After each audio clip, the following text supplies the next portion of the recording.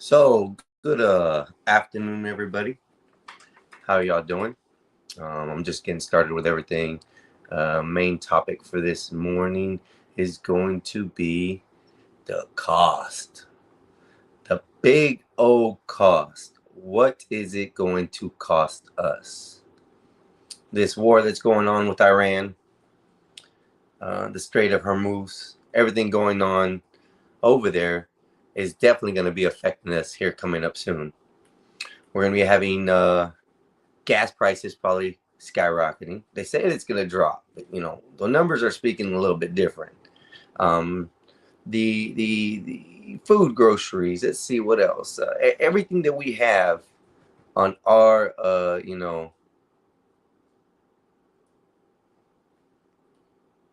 our style of life is probably going to be affected in many different ways. Um, we have. Let me get this all started before I even start this. I'm just sharing everything right now. I should have already shared it. I know. But today, it's okay. It's okay. It's okay. We're getting there. I did make a video for the Gospel of Bob. I made him a nice little, almost 3-minute video. Has quite a bit of the AI artwork that I've done. Created him a new song as well. For maybe for the channel. I don't know. They might like it. They might not. But I put it out there. So we are definitely going live. I'm also going live on Facebook as we talk. So I don't know quite how they do things over there. So I guess I got to kind of watch what we say. So let's try to keep it, cordial, everybody. That's all I ask. And got to copy this. I got 2 more places I got to go place it in, and then we can get started with the discussion. So it says can't post comments on some destinations. So sorry, Facebook. You guys don't get to see the comments. It's not my problem, not my fault. But I am streaming on there today just to see what it's about. Hopefully, I don't get X'd or shut down over there. If I do, I'll just cancel that feed. And if I have to, I'll start another one. That's the way it goes. So let me get to my talking points here. And I don't need this anymore. I can actually put this to this. I'm going to be working with tablets for right now. My tablets are my thing. Fuck the computers. F the computers. Oops, if you heard it. Let me go back to my points. Okay, let me start from the bottom because the bottom is where I got to start.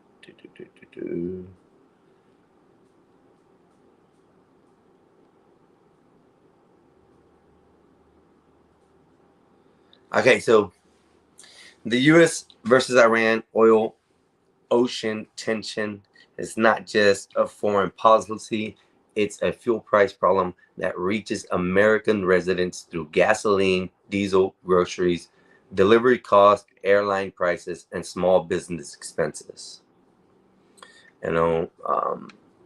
It's going to get pretty wild here lately in the future.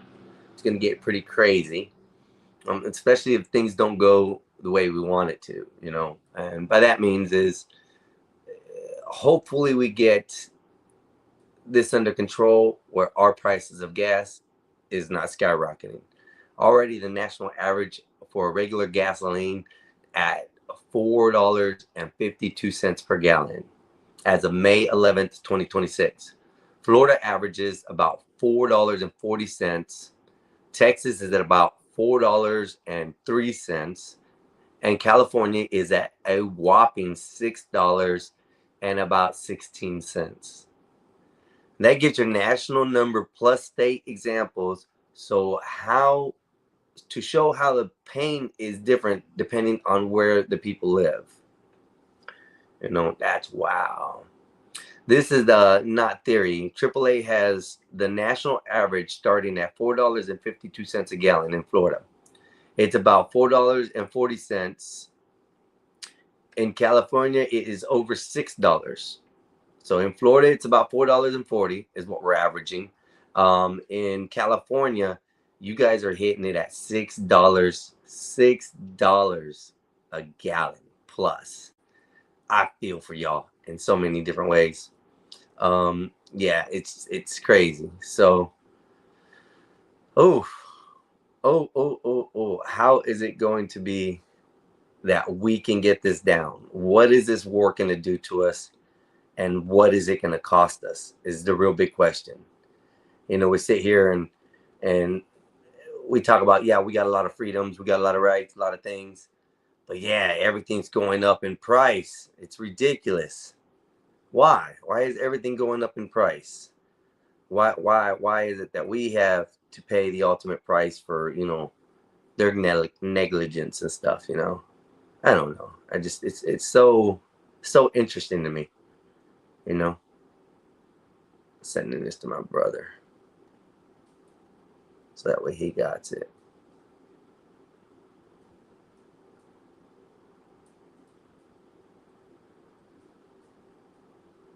Boom.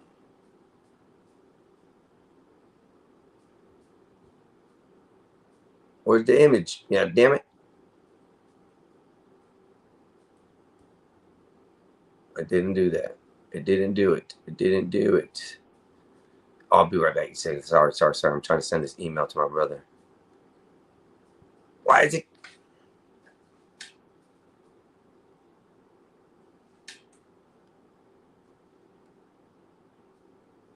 This is not working right. I was just in the middle of that, trying to say right. And then it screwed up. Something screwed up on me.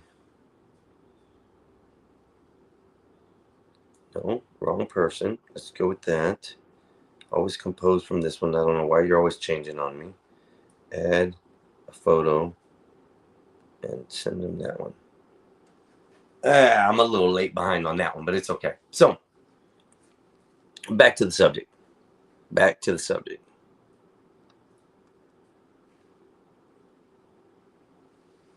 So that means that the same crisis hits different wallets with different size hammers, basically. The second part is the Straits of Hormuz is one of the most important oil choked points on Earth. The International Energy Agency says around 20 million barrels per day move through it, representing roughly 1/4 of the world's seaborne oil trade. That is why the military or diplomatic crisis there can move prices worldwide, even for Americans who never looked at the Middle East map. The Strait of Hormuz is a narrow ocean doorway, but the whole world gas tank is trying to squeeze through it. So damn. So that means everything's being pushed through the Straits of Hormuz.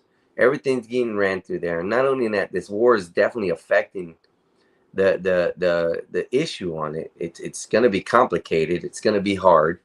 I'm gonna drop the links just in case anybody wants to come up, and then I'll go pin it. That's the only thing I forgot to do. So the link is dropped. People are welcome. Come join and enjoy it. Let me do this one last thing because I forgot about that. And you got to go to YouTube and pin it. And you guys are more than welcome to come up. You got to go to YouTube. Pin the message. It's pinned on my YouTube. And we are back to discussion. So the latest trigger, U.S. and Iran a settlement. Reports that all oil prices rose after President Trump rejected Iran's response to the U.S. peace proposal, calling it unacceptable. Iran's demands reportedly included ending the naval blockade, lifting sanctions, and asserting control around the Straits of Hormuz. That keeps the market nervous because traders are pricing in the possibility that shipping stays undisrupted. So markets do not wait for missiles. Markets react to the fear, uncertainty, the possibility that oil ships may not move safely. That's a big thing there. So if these oil ships are getting hit, busted down, you know, robbed, anything like that. That's major issues that's going to happen over there. The war, all it takes is one good missile to end up in the wrong location and take out a whole tank, and now you got an ocean on fire. So it's a lot to come with. The oil prices are feeding pump prices. Reuters report Brent crude around the low $100 per barrel range after the U.S.-Iran settlement, with oil futures climbing because of the Straits of Hormuz remain constrained. That matters because crude oil is the largest part of the gasoline price. EIA says crude oil accounts for about 51% of the January's 2026 retail gasoline price and about 51.4% of the average of 2025's average retail price. So that just means we're just completely, I mean, they dropped it this year a little bit. We're only in the first quarter, though. We're getting into the second quarter. So, the numbers are probably going to spike up even higher than 1.4% than last year, I believe. Just looking at what they're talking about. Half the price of gas is basic crude oil wearing a gas station's uniform. My bad. I don't know why I said information. I'm trying to read while I'm, smoked up and my eyes are squinting. So it works. We'll see. Gas is up sharply since the Iran conflict began. AP reported that the U.S. gasoline prices have risen about 50% since the war with Iran began, reaching around $4.48 to $4.54 per gallon in recent reportings. AP also tried to increase mainly to distributions and risk around the Straits of Hormuz, where about 1/5 of the global crude normally moves. That means 1/5 of our crude oil in the whole entire world runs through that specific spot. That's it. It just runs through. That means there's a lot of money going through. There's a lot of fuel there that's sitting through. So imagine if the war keeps going and we can't get no oil through. We can't get no, crude oil anywhere we need to go, as far as, especially to the United States, because that's far away. That's far away from us. So, yeah, this is the proof that the ocean tension is not staying in the ocean. It already walked onto the Americans' gas stations. Pocketbook math. This is what costs America. Let's compare today's national average of $4.52 per gallon to more than the normal price, the lower price of $3 per gallon. So you have the driver's type. Here is a light driver. Uses 10 gallons of gas at $3. That's $30. At $4.52, that's $45.52. The extra per week is another $15.20. So just on the top of a 3-gallon mark, trying to fill your gas tank and run around and do things like that, just on a daily, you are averaging $30. $45 nowadays because of the price. So that's a $15 increase from where we were at when we were at $3. For the average commuter, using 15 gallons at $45, that's $3. 15 gallons at $3 is $45. We're now at $4.52. So that 15 gallons initially turned to $67.80. That's a $22.80 increase per week. Per month, $99. A heavy commuter uses about 25 gallons. At $3, they're averaging about 75. At $4.52, which is across the board average, they're looking at $113. That was a $38 a week increase per week and about $165 a month. So imagine the month, then the year, the numbers really stack up. A 2-car household, which uses about 35 gallons at $3, that came up to be about $105. Right now, with our national average, we're at $158.20. That's bringing it up to $53.20 more per week on a 2-car household. That's about $230 more a month that we're spending on gas. That's if you're a 2-house. Now, if you have a work truck or a construction truck, you're averaging about 50 gallons a week, right? At $3, it was $150. We're now sitting with the national average at $4.52, being $226 per week. That makes an extra $76 that companies or businesses or commercial trucks that are using. That gives you about a $329 difference that's been added to your monthly bill if you are running a work truck. Us ourselves, we run diesel, so the price for that is even more, because right now we're talking about gas. We're not talking about, the diesel portion. This is I would say, yeah, a work truck or a contractor. Basically, you're running a lot of trucks, you're running a lot of fuel, and these vehicles are taking a lot. So that's just per one vehicle, a 2 household vehicle, a heavy commuter, an average commuter, and a light commuter. So it's important to note that these are examples, not official household average. The gas price numbers is from the AAA, and the math shows what differences use levels of cost. So that's basically explaining that, you as a person on an everyday, your average spending was at $3. You were doing pretty good. $3, 10 gallons, you're running that probably a whole week. You're spending about $30 to $40 a week, depending if you run over that 10 gallons. But now, today's average and today's date, you're having to pay $45.20 for that same 10 gallons. It's a major increase. I mean, imagine what you can do with $15.20 per week. Imagine what you can do with $66 a month. It's a lot, for some households, some people, youngsters, people out in college, running around, people with brand new cars. These are the averages you're going to have to look at. The only option that you do have besides that is to go into electric or hybrids.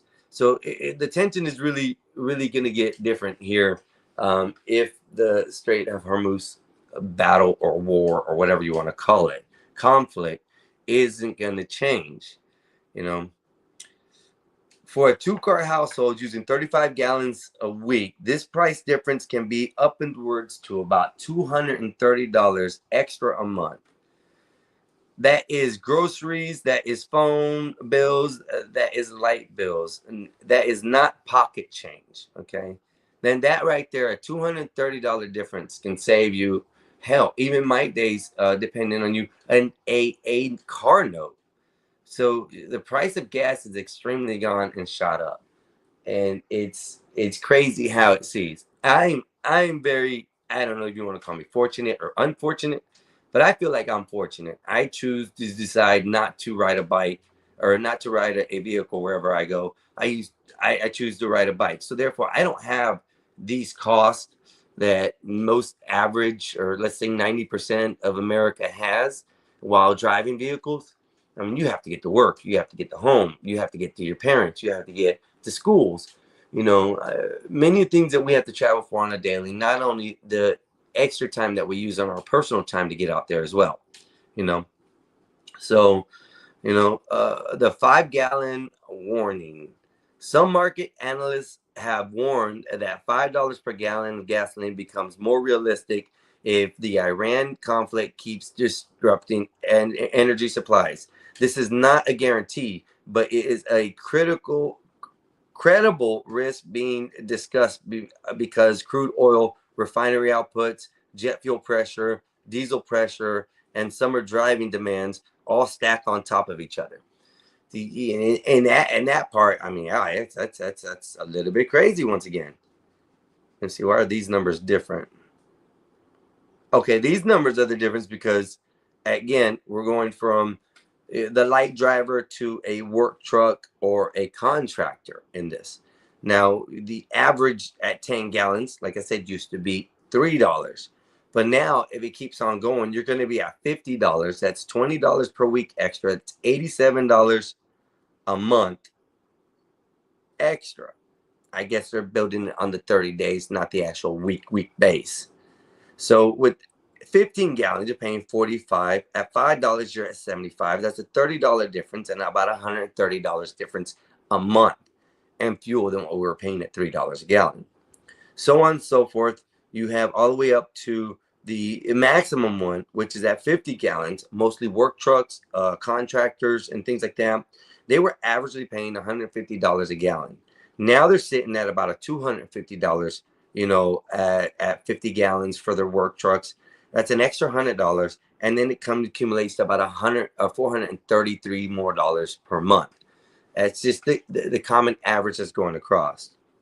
So $5 gallon is not just a scary number for the working family. It can mean another $100, $200, or $300 a month just to live the same lifestyle they were already living. I mean, just imagine, y'all. I mean, if the Straits of Hormuz does not get straightened out and they keep on with the, everyday stuff, and they're going to continue the war, well, by God, it's going to be what it is. Prices here in America are going to go up. You're talking about not only just for your gas, you're also talking about for groceries, for, consumables, anything that you're going to be able to take, clothing, and things like this. All this is going to be shot up to another amount that you guys are going to be complaining about. Now, our shirts that were $5 are now going to be $8 to $10, because the cost of transportation, the cost of fuel for these ships to be bringing in, the cost of the planes, bringing in products and stuff for the people here in America.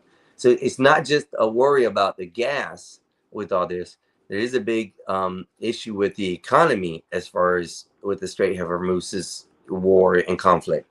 They're going to be able to charge a lot more for things. And like I said, it's not only just in the gas. And then the big question is, why does gasoline get expensive when oil gets unstable? It's a good question. The EIA breaks it down, the price of gasoline, into four main prices: crude, taxes, refining, and distribution marketing. In January 2026, the EIA breaks down for the regular gasoline was roughly about 51% crude oil, 20% refining, 18% taxes, and 11% distribution and marketing. That means crude oil is the biggest lever, but not refining. The logistics also matters. So, you got the simple explanation for this is you have crude oil, raw oil before refinery. Okay. Why Iran's tensions affect this? War risk and blocked ships raise crude oil prices. So if we can't get the ships in to our docks, therefore we can't get the fuel. Okay. Refining, turning crude oil into gas, diesel, and jet fuel. Why is Iran tension affecting it? Refineries may pay more for oil or shift outputs. Okay. As far as when it comes down to distribution, moving fuel to stations. Why Iran's tension affects it? Trucking, storage, shipping, and regional shortages matter. That's the main points. Now we get down to the money part. Taxes. Federal and state taxes. Tax policies can soften the pain, but it's not fixing the supply.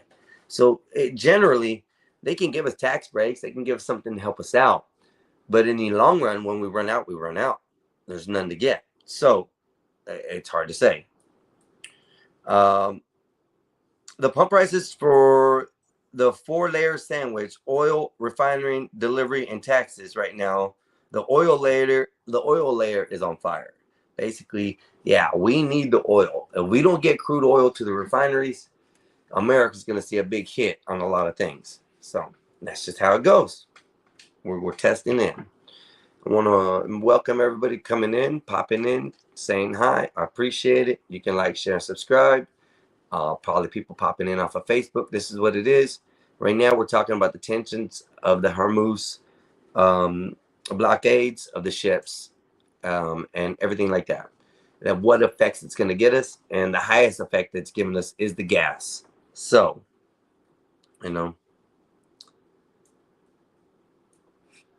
They talk about, what about suspending the gas taxes? Well, what about suspending the gas taxes? The federal gasoline tax is 18.4 cents per gallon, and the federal diesel tax is 24.4 cents per gallon. The administration has reportedly been open to discussing pause, but even if every penny reaches the drivers, it would only reduce a 452 gallon to about 434. Yes, helpful, but not much. Not much. So in the federal tax removal, the gas price would be $4.52. The other one's going to be $5.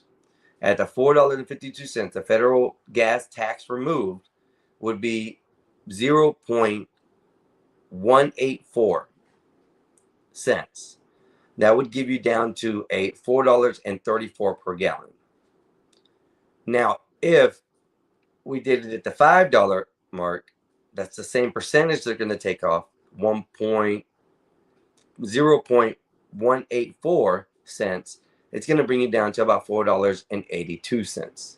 That's at $5. We're just shyly over at that point what we were if they were to take it at the $4 range, in the $4.52.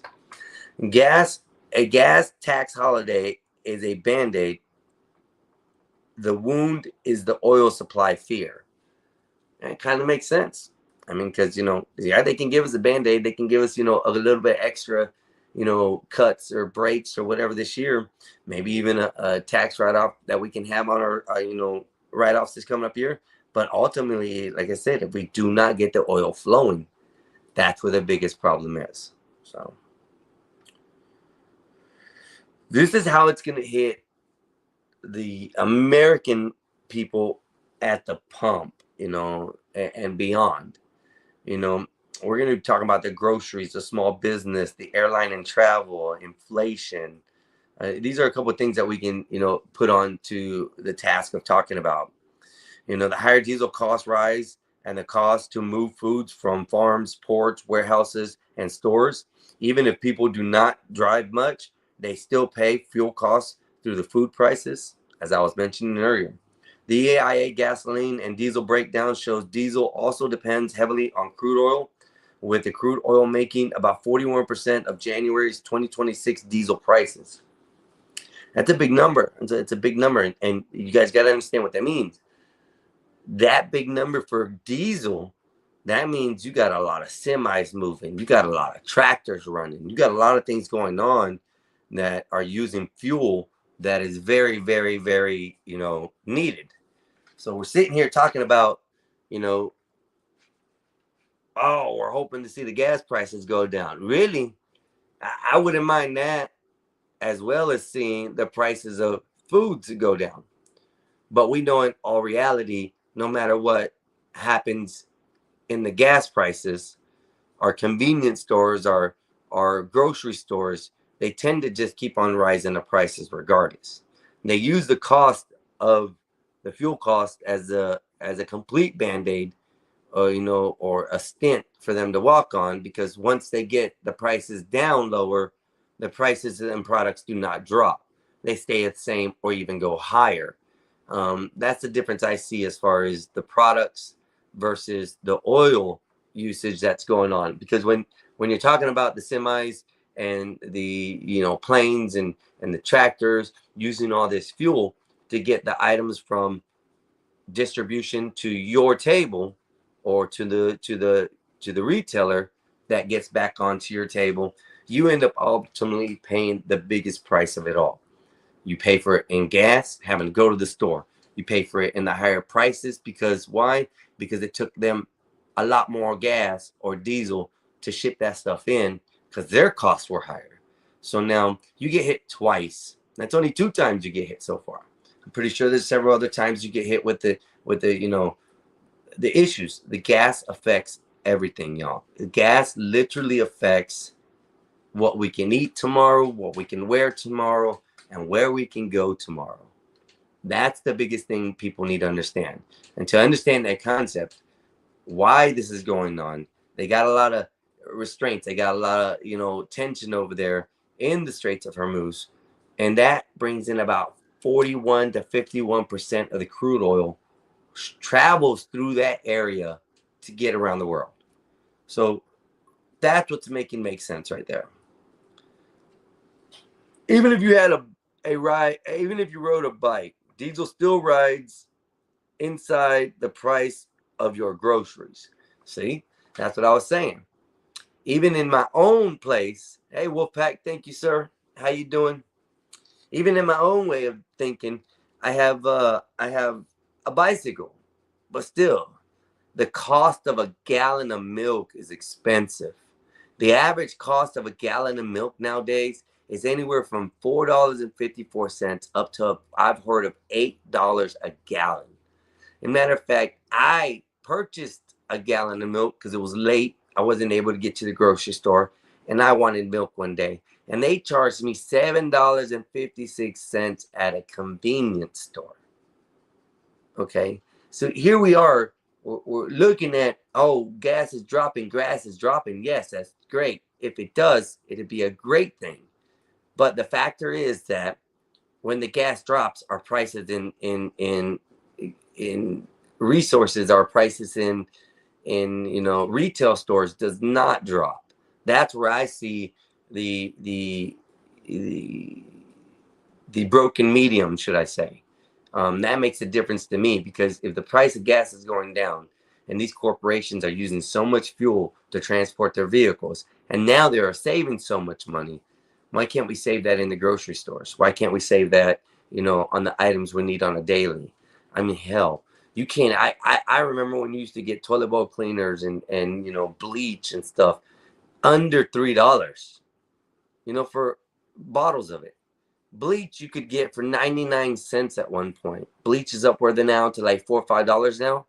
So, it's crazy. And all this was all blamed on the gas was going up. The gas price was going up. Our cost of shipping goes up. Our cost of, imports go up. All this, it has to do with gas. But the only influx or the fluctuation that I don't see is when gas drops, our items don't drop. You're still paying, your gas dollar may be $5.45. It'll drop down to, let's say, anywhere. The lowest I've seen it lately was $3.89 here in Florida. And, that was for like a day or two. And then it shot back up 50 cents. But every day that gas drops, you don't see a drop in prices in the store. You actually see the opposite. You see the prices rise. And the excuse is because we had to pay for shipping, the fuel costs. All these extra things are the same, but they're actually saving when it comes down to it. And that's why I always say, giving tax breaks to big corporations is a good thing and a bad thing. The good thing is that they're supposed to be using it to, help their business grow, help their employees feel better, and things like that. But most of them squander it and keep most of the proceeds for themselves. Oh, it's my business. I worked it this long. Blah, blah, blah, blah. This is my extra. And none's known to them, they have a whole bunch of slew of employees that actually could benefit off of that extra tax break or, things like that. So that's the way I look. It should be. I see that it should be done. But let's go on back to the subject. Fuel is payrolls. Fuel is payrolls. Anyone's cushion. It shows up every week and demands money. You ain't lying about that. This one, kind of goes into, Bob over there. Reporters and market reports have tied the Iran conflict to border fuel market stress, including concerns about jet fuel, refinery choices. When jet fuel gets expensive, airlines can raise fares, add fees, cut routes, and squeeze the service. That's sort of what I was just talking about. They can raise these prices because of gas, but you never see them dropping it down. So be warned, y'all like to travel, y'all like to fly up in little planes all over the world. That's fine. Just understand that that's gonna come at a cost for you. That's gonna come later on when so and so company.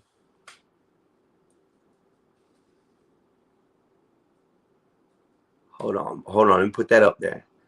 It says, did you know that the oil prices also affect the price of mattresses and of course of rubbers. Yes, it does. Yes, it does. Wolfpack. That's funny, bro. Actually, it does. It costs more to make them now. And the rubbers, well, guess what? They need the oil to make the rubbers, y'all. Just saying. You gotta have it. You gotta use it.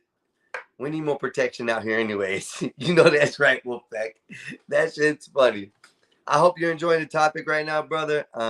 It's just getting a little quick, short. I maybe an hour like topic that I was talking about. Not much. I just started out with a couple things, and just to say what's up. Give it a little topic. Hopefully, then by then somebody comes in and they want to get up on a panel. We can discuss things. I put it out on the Gospel Bob Discord. I put it out on my YouTube, my X, my Twitch, my Instagram. I placed it all out there. So hopefully we'll get somebody that, would like to join the panel and talk about it. That's good, brother. It's good. Always good to have a little break. Always good to have a little break. So the next portion is where you're going to be talking about the fuel cost bleeds into delivery, construction, retail food, and services. That means high gas prices that keep inflation pressure alive. Even when other parts of the economy are trying to cool down, reporters reported that all oil prices rose because traders feared the conflict and Hormuz disruption could persist. That means gas prices are not just prices. They are inflations with nozzles. That means they are getting in there. They're the ones pumping it. They're the ones filling it up. They're the ones making it happen. You want to know why things are expensive these days? Well, this is why. The fuel has inflated everything across time and will always inflate it. Like I said, I lived in the times where you could get gas for anywhere from 99 cents to $1.99. That was cheap. The cheapest I ever seen filling in a gas tank, whether it was my father's gas tank or somebody I knew gas tank, was 89 cents a gallon. That was in Tennessee. That was when I was about 16, 15, 16, 17 years old. That is the lowest I had ever seen. Now, Georgia at that time had reported lower costs of fuel that were being able to be distributed at high rates. Of course, the cost back then was way different than what it is now. The price per gallon has been squeezed to a minimum. You get a gallon, but the price just keeps on rising and rising. Thank you, Mr. Wolfpack. Thank you. I appreciate that. Somebody will come in. Somebody will join. It's just right now I'm just at my talking point. So it's a Monday. People are at work. I actually got a vacation this week. So fuel is dependent on oil. If you start to see fuel, let's see what that says. If you start to see the fuel compressors go under, really, really worry. That's actually true. That's actually true. Well, the problem right now that they're having, I think, is the Strait of Hormuz is what's causing a big problem right now. That war and conflict over there, even though they got ceasefires and they're trying to work out the problems. The problems is the ships coming through aren't able to get through. One, they're afraid that maybe something's going to happen to them. Two, maybe they're afraid that things are going to go on. But yeah, it's crazy. That's what's causing the problem right now. That's what's causing the price issues right now that we're seeing. Because right now we're at $4.52 here in Florida. We usually aren't that high. We usually are in the lower parts of the numbers, but we're starting to reach up there. California's at a whopping $6.68. That is crazy. A gallon. I mean, you can't even half the people. Let's say I probably about a third to 2/3 of the people in California can't really afford a car if that's the case. But yeah, I because of the situation that went on last week, StreamYard or Wolfpack, and I didn't know what was happening with the job, so I just decided to take a week of my 2 weeks just in case I lost them all. And you know what? This week I get to sit here, enjoy my time, get paid at work, and get to be with y'all on the stream. So, and I know right now it's very busy. People are at work. It's chaotic. I know Chaotic Truth is on as well. He's out. He gets hundreds of viewers. So I'll get there one day, but I'm no comparison as of right now. So, but that's going on. We also have like I said, just work right now is the time and the thing going on. You have a lot of people throughout the United States just now getting to work and starting their work day, or maybe they've been on for a few hours. Hell, some people might just be waking up right now and it's already 2 in the afternoon here where I'm at, So, hey, enjoy your day. Whatever kicks your rocks and knocks you out, I can't say nothing about it, But today Biden has done enough damage with lots of things. It will take us suffering a bit more, but Trump can get it all fixed if ever, unfortunately, which is true, Wolfpack. But the only thing is that every president always has to me, spend 2 years, dealing with the last regimes, efferys, and stuff that's messed up. So you got a president always takes the first year to recorrect or change policies immediately that he can. Yep, it is my channel, Wolfpack. I can stream anytime I want. I love it too. But I'm gonna build I'm gonna build the platform. I'm gonna build the people. Like I say, always use the famous saying, and it comes from the Field of Dreams movie. If you build it, they will come. So I just learned today that I could actually add more locations where I can stream out. So I'm also streaming out on Facebook as well. I got to watch out with their TOS because I don't know a lot about their TOS over there. I don't know how Facebook works. So I'm kind of restreaming or streaming on that as well. So hopefully that gets me out a little bit more. And that's the object. More viewers, more followers, more subscriptions. That's what we want to deal with. Right now I am at, I think, a whopping, I'm so excited. My brother done put me to a challenge. He said I wouldn't do it, but I aim to do it, Wolfpack. So right now, hold on one second. I am at 120 subscribers. Just yesterday, I received 11 subscribers, either off the show or in the last 48 hours, I've received 11. But he said, Wolfpack, he said it's gonna take me several months to get to it, to the 500. I want to try within 30 days. I want to try to put out content out here that people can enjoy, like the walking around in the, on the streets. I think I'm going to hit some of that this week. I'm going to try some different areas and see what I can do. Maybe one day this week, during the week, I might end up going to Clearwater Beach, which is about, let me see how far it is from here. Pull up my maps. And I can tell you in just 1 second. It's kind of hard controlling everything like this, but I'm going to get there. I got another iPad that I'm charging up that, I just remembered I had. I'm going to go ahead and get that up and going so I have another way to add things to the scene if I have to immediately. But so let's see.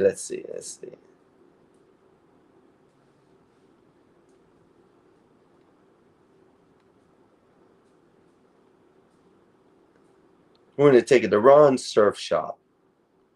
We're going to see about doing it on a bicycle. That's actually not bad. That's only 7.7 miles. I can get up there. I could take the Pinellas Trail, which you guys can see that, which is really nice. I can take the Pinellas Trail up to the big bridge where I go, pop on the Clearwater Beach, and I can do some walkthroughs. So probably this week I might do that. I have up till Thursday that I'm off, and we'll go do that.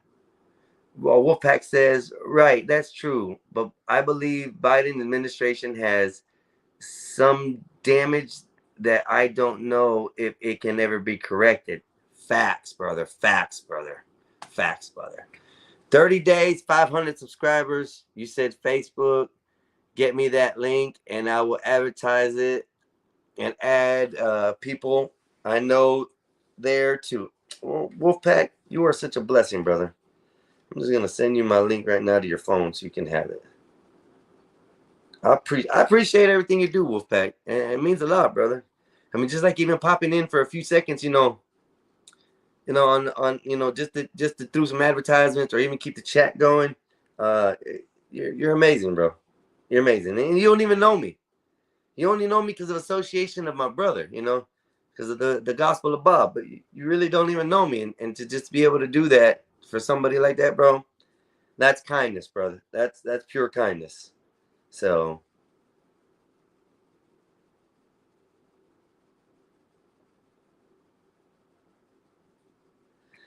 oh, let me get this. Mine. Do do do do. Share. There's a share button somewhere, right? Hmm. Fudge, I never use this like this. Oh, it says I'm live too right now. Boom, boom. Join, join, join, join. Where's the freaking? Or maybe for the channel. I don't know. They might like it. They might not. Ooh, let's share that. Save, save, save, save. Why won't it let me share this? Oh well. I'll send you my link, Wolfpack. It's easier that way.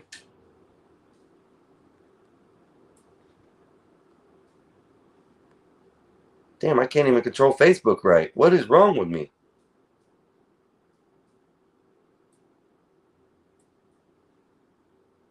Save. Where's the share button?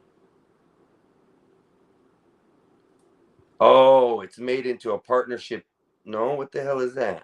Share this code with an ad partner to allow them to boost this post as partnership ads. Nope, that ain't what I want. There it goes. Share. Copy link. Here we go. I just did a Wolfpack. I figured it out. Mr. Wolfpack right there.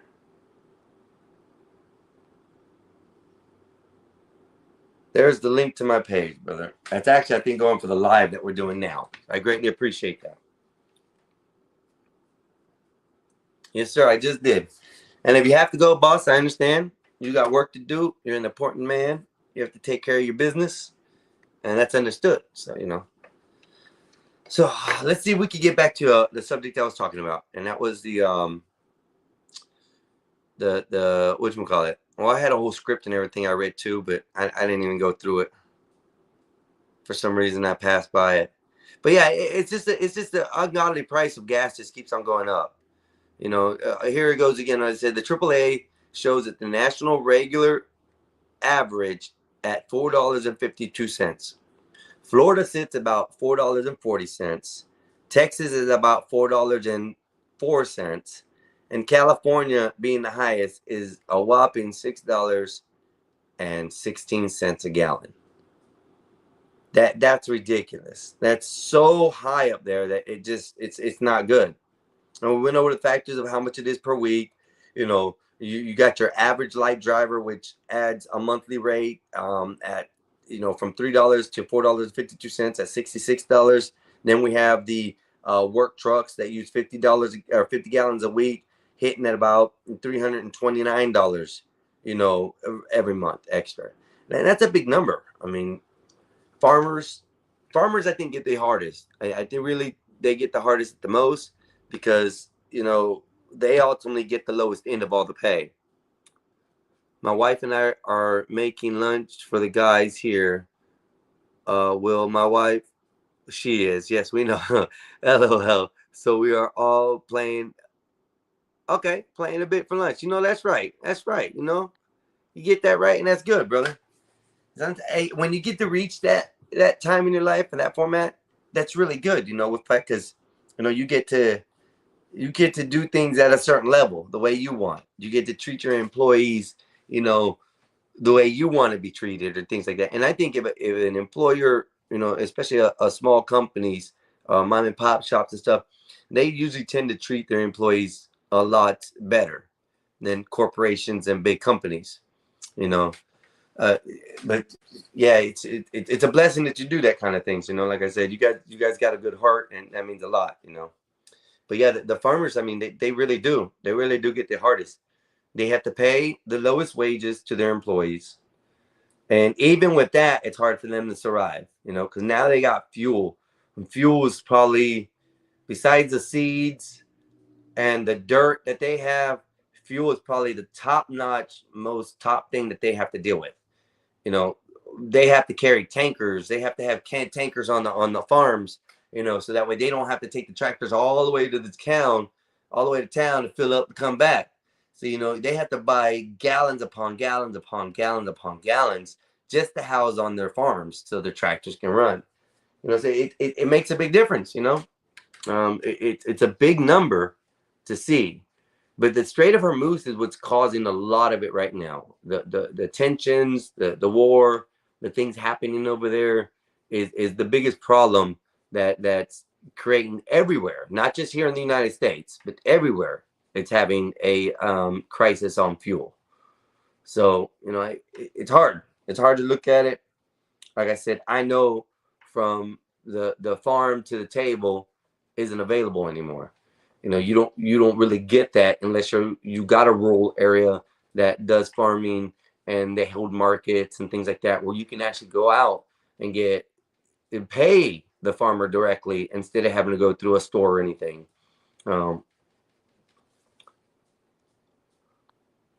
Mr. Wolfpack says, I've always provided food and drinks for my employees, especially during harvest. My wife runs around and delivers their food and makes sure they have drinks, etc. We believe it is the right thing. Brother, that's way beyond than what most companies will do. My company tells me, hey, go get your own lunch whenever you can.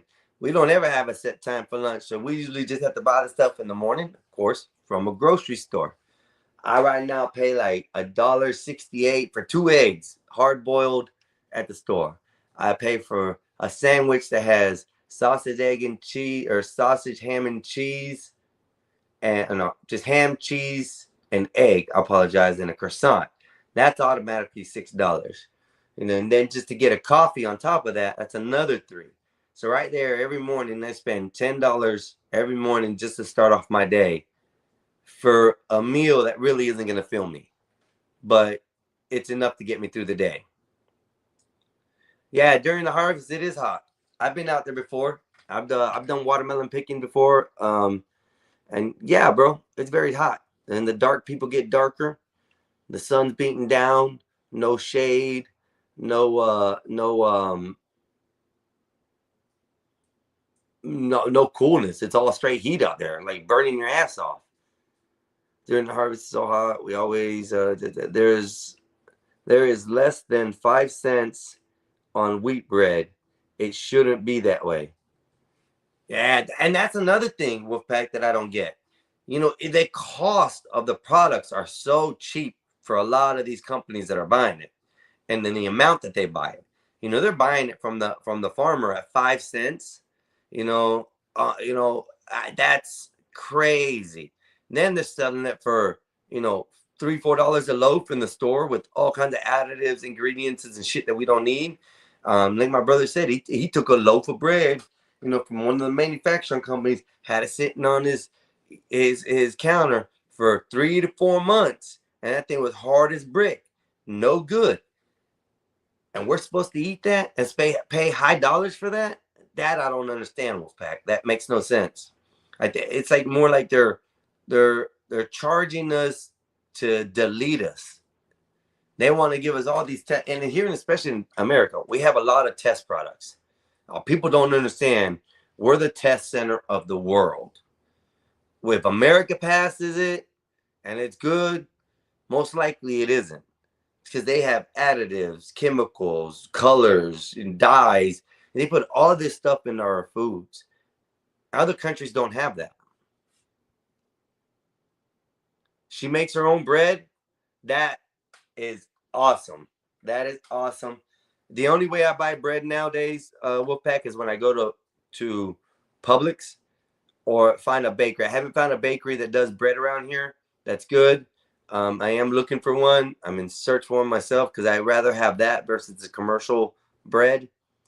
Back in the day when I used to eat the commercial bread, it wasn't nothing like it is nowadays. Nothing like it is nowadays. Taste is different. Texture is different. It gets gooey in your mouth when you eat it, like a wet piece of paste or something like that. It's really disgusting. Never been to Canada, bro. I've never been outside of Florida per se to visit, except for 3 years of my life. I went to Tennessee to stay with my dad, and that was it. Other than that, I've never been out of the continental United States. No. So, do not travel. I do not ride. I do not fly. I especially don't fly. Not if Bob's up there flying. I will not fly if that gangster ass Bob is flying. Look, we're expecting to think, Bob, went from this to this. Okay. I don't believe it. But he says he flies planes, so I gotta give it to him, Poor Bob. So many thumbnails I got. Wolfpack, I put it in the Discord. I might have to send it to you. Let me send it to you personally, because I don't think it allowed it in the Discord. Let me double check. I think it said the song was too big or something like that, or the video was too big. I thought I put it in the back chat for the Gospel of Bob Discord. Let me see. No, I put the song on there. But I put a video. Let me see if I can upload it. Says it's 3 minutes and 14 seconds. See if it's going to allow it to do it. Nope, it says the file is too big. So I have to send it to maybe by a link. I don't know. Let me see if it'll work just sending it to you. Hopefully it ain't too big. Pause. Not like that. No, not that one. This one. Let's see if that's going to send it to you, Wolfpack. If it does, that's a little video I put up there. I did for the Gospel of Bob for all my thumbnails and stuff I've done from. Not all of them, but some of them just for a video. So the video, the song's about 3 minutes and 15 seconds, I think, something like that. And the video's got like a compilation of all the AIs I've done from maybe about 20 AI photos that I put into that. But it sounds good. So I hope y'all like that. I hope it comes out good, and you guys get to enjoy that. So this is the type of stuff I love to enjoy with Pat. I love making the AI stuff. It's really changed on everything I do. Let's see what he said. Never been to Canada. Okay, get you a bread machine. Since you're single, you can also make yogurt in it. I heard about that. Somebody was talking about making yogurt in their bread machine, but I thought that was kind of weird. Canada has banned the dyes and things. The foods taste completely different. You know what? I bet you they do, Wolfpack. Because I've even gotten some like Asian candies that don't have all these dyes and stuff. And the taste and texture is totally different than even like the candy bars that I get today. Like I had a Twix bar the other day. Oh my God, I felt so bad. It tastes like shit, bro. A Twix bar. One of the most infamous, famous chocolate candy bars we got in the United States. And it tastes like I was eating air cardboard. That was really disgusting. Air cardboard, brother. I don't know how that happened, but I was chowing down on some air cardboard. Really disgusting. So I would only eat like one, and it took me like 3 days to eat those 4 pieces of Twix, bro. 3 days. It was ridiculous. And yeah, I don't know. Here in a minute, we're fixing to take a stroll to the store because I got to go buy me something to snack on. I think they don't have coffee there. That's good, so I don't get their coffee. It's only what it is. I saw it, and I can't wait to listen to it and see it. Good. Yeah. I just sent it to you. Like I said, I think it's pretty interesting. I've been trying to get it to upload here, but I have to have the videos in a certain format, and I got to figure out how to convert them over to it using all the AI shit that's out today. So I see we have people popping in and out. This is the Mexican Einstein show. It's getting interesting. It's getting a little bit better. But at the moment, we're just beginning. So if you're popping in and out and you see me on your feed, You see me on Facebook, you see me on YouTube, just do me a favor. Press a like. That's it. I don't ask for nothing else. You don't even have to subscribe. Just hit a like. Just like it, like it, like it. So yeah, I'm right now getting started on how to learn how to use the, of course, the StreamYard app ain't as advanced as OBS, but I'm gonna get there, Wolfpack. I have only grass-fed beef, and you can taste it. Oh, bro. Oh, oh. Listen, I usually go to get my groceries at a place called Wild Forks, and they have some of the best meat selections that I've ever come across in the store. And unfortunately, what's up, Solid Snake? How you doing? You want to come up here, boss? I'll drop the link again for you so you can get it. Invite guest, copy. There we go again. Just in case, Solid. More than welcome to, but if you're working, I understand, brother. Let me see. OBS is harder to learn.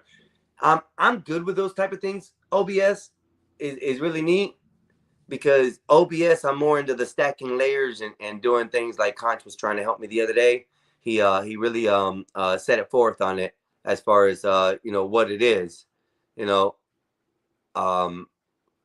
was really neat too. Yeah, I figured you at work, Snake. Yeah, at work. Shit, I'm running YouTube too, or Facebook too right now, Snake. So I don't know if I would say you'd be vocally appropriate for Facebook. I don't know how Facebook works, but I know the way we get down over here on YouTube is definitely different. Yeah, ask Squash, man. He too, man. He's another one that I'm gonna give the biggest props to, bro. Just like you, Wolfpack, he does it for the fun, and I love his motto for it. I do it because I want to see better content. That was amazing to hear. That was a total different story than I would have said or heard. Me personally, I feel the same way. I want to get in it for the content. I don't care for the super chats. I don't care for the cash apps. Though, they get put up there, in the little banners. And of course, Wolfpack, you put it up there for me. I greatly 100% appreciate it. And I guess it's the best thing ever. But, I'm not shooting towards that. I'm going to slowly get my equipment, as it comes. I'm going to have to buy piece by piece, but it's going to work out, I already got a monitor in my bedroom that I'm going to be using as a dual monitor. Microphone. I got a nice microphone to start off with, something that I can use to begin with. I have several iPads and iPhones that I can work around and move around and make it work. So that way I can use one of them on OBS, have one of them for loading things, have the computer do. So it's gonna get there eventually. I'm gonna get there. It's kind of the same TOS on Facebook, okay, but I know Facebook gets on the chat too. No, unfortunately, it did not. It has a thing on the bottom. It says can't post comments to some destinations. So since I've added Facebook to it, I think that is what it's saying. I can't post the comments, but I don't know if other people are going to see the comments or go into it. Matter of fact, I ought to go into Facebook and see what's going on there. So this is new to me today. So I figured I'd give it a shot and see if it worked. Maybe hopefully I could get, more viewers, in. Yeah, damn.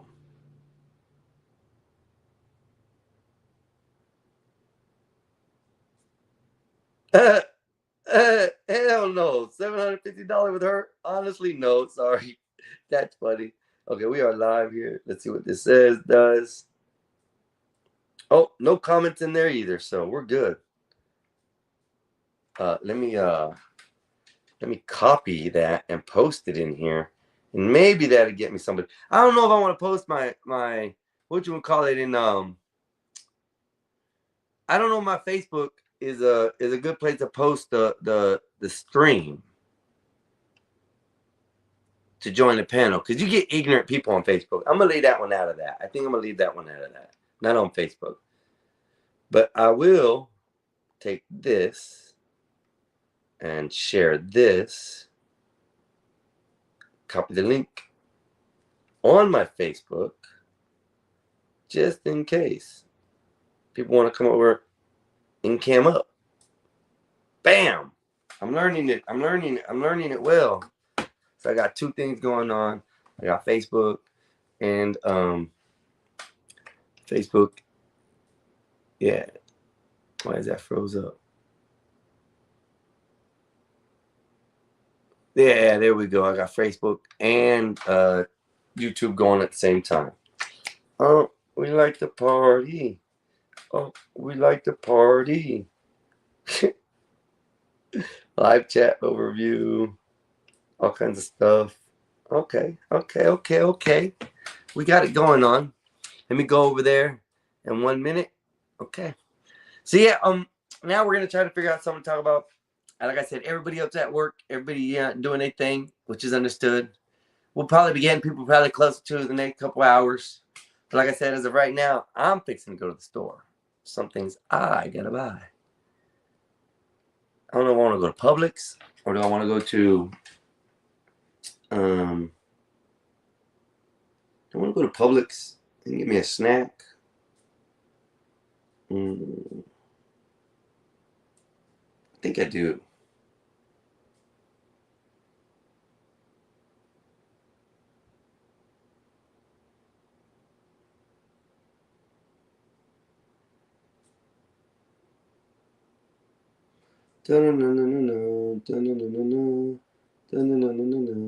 Yeah, we're gonna go to the store real quick. I'm not sure we're gonna go to. I'm trying to think. Do I go to Publix? Is probably my better option. I think so. Yeah, I think Publix is gonna be my better option. I'm gonna ride my bike there though. I can't do it. Can't do it. And then I gotta hook up my Wi-Fi, my Wi-Fi. Gotta hook up my Wi-Fi. Pardon my sound I'm fixing to make. My couch is gonna make a sound. There we go. Got it. Anyways, let me get ready to go to the store real quick, and you guys can go with me. I'm gonna go get a sandwich. I'm gonna go get me a sandwich. Underneath there and pick up my lighter. I need a key thing right here. Boom, boom, boom, boom, boom, boom, boom, boom.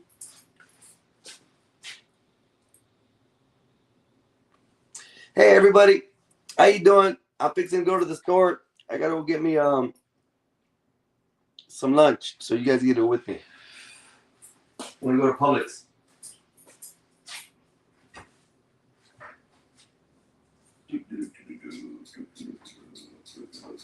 I gotta do this in order to go to town, y'all. It's part of the game. It's part of the game. It's part of the game.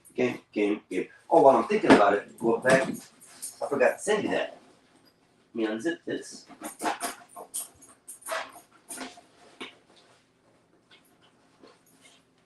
Wolfpack here. I'm gonna send you this real quick too. Anyways, I went out to I might have to do it this way so you guys can read it correctly and it's not backwards. I went out to a market this Saturday, Saturday, and we ended up with talking to this gentleman here. Oh, no, it changed it backwards. My bad.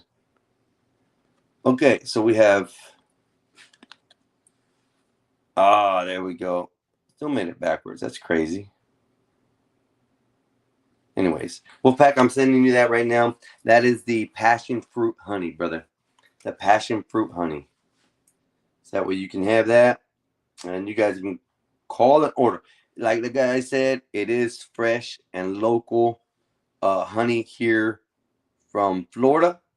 Also, his passion fruit is here from Florida. So,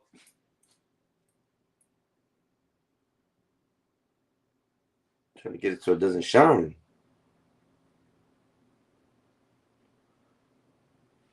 There you go, Wolfpack. I sent you that too because you were interested in that and you thought it was very interesting. I thought it tasted really good. Okay, problem. Did you send the Discord message that we chat back and forth? I don't see anything sent like last time. No, I sent it to your phone. This time I sent everything to your phone. The video is sent to your phone. The one that I made with all the art, AI art, and so is the Diago's Dos Santos Passion Fruit Company, Passion Fruit Co.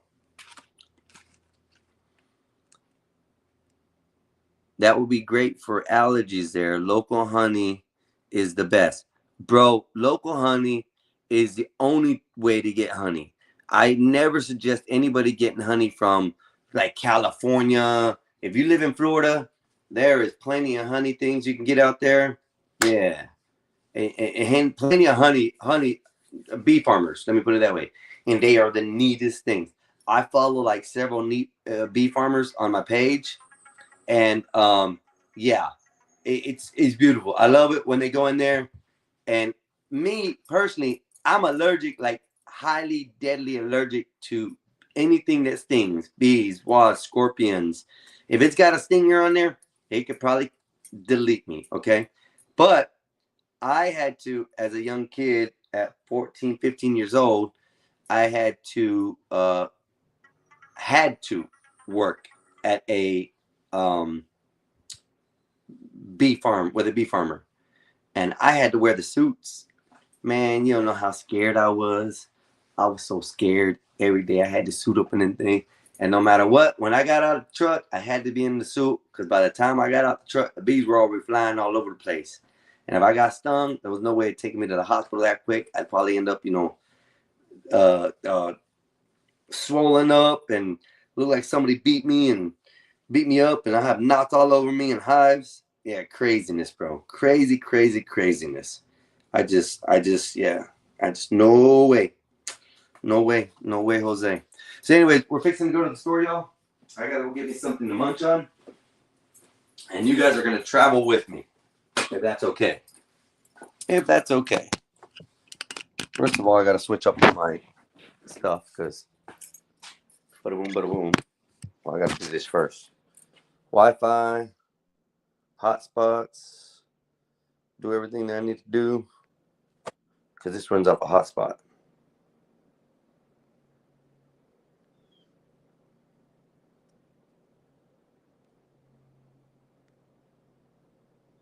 Órale. Hook up.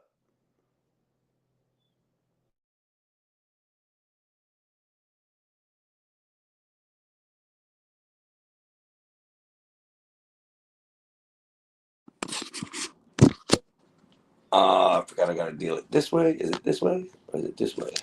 Is it this way? Well, you're not gonna be able to see me much, so I don't know what happened to it. Yeah, there. That's gonna be better. Okay.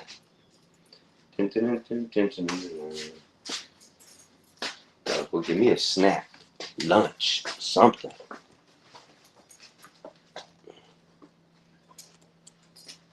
Boom. Don't look at my mess. My countertop's a mess right now. I have stuff sprung all over it. Dun, dun, dun, dun.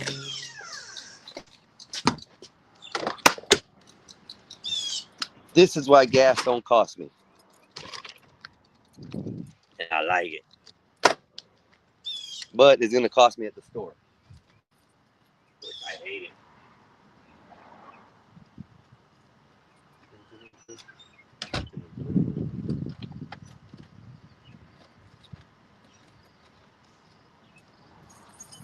Boy, it's so much fun having keys to my own place and get to go in and out when I want and do as I please. So much fun. So much fun. Let's go, y'all. We're going to the store. Don't connect to that asshole. Stay linked up to my phone. We're good.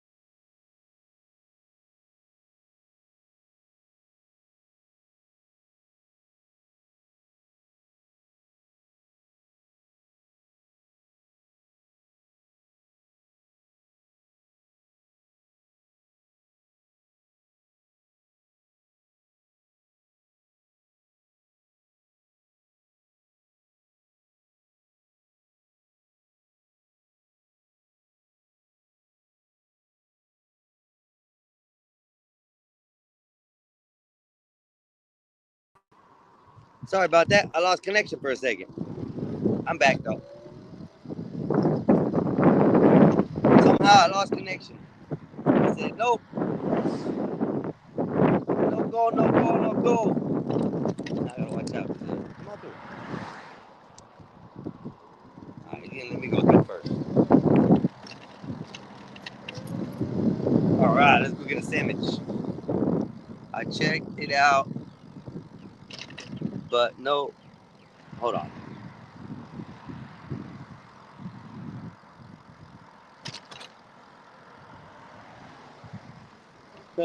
Hold on.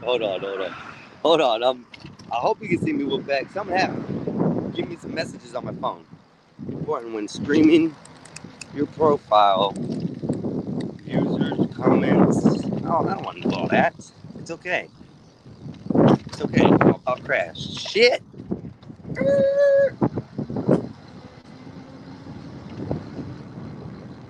Damn, there's a lot of people out here in wheelchairs today. Like the third guy seen in a wheelchair. Just in a 5-minute drive. Holy snap.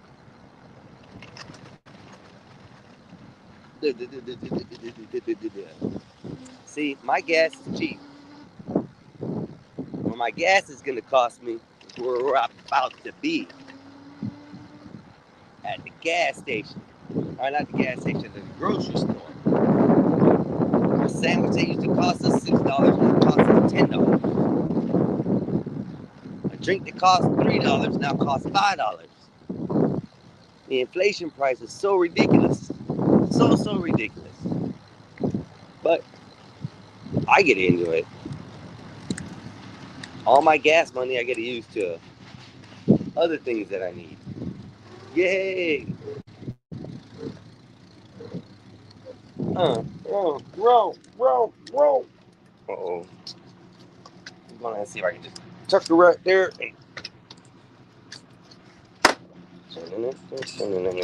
Boom. See, it's such a pretty day out here, bro. It's such a beautiful day. Always is, for some reason. We get the best, the best in Florida. We also get the worst.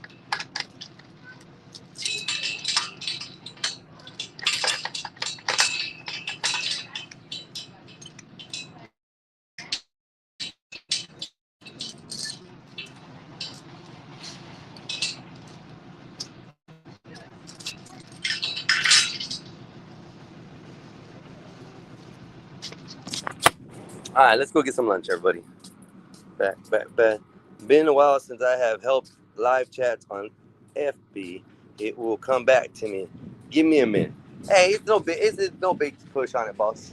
Trust me, it's no big push. I gotta give me a little basket. So a little basket. The Wawa or the I keep on saying Wawa. For some reason, I want Wawa today. I don't know why.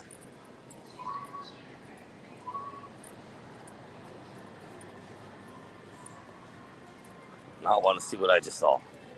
You do not want to see that. It looked like it was smeared.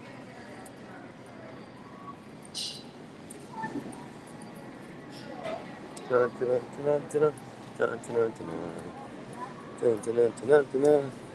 me see, do I want a sandwich or do I want a hot plate?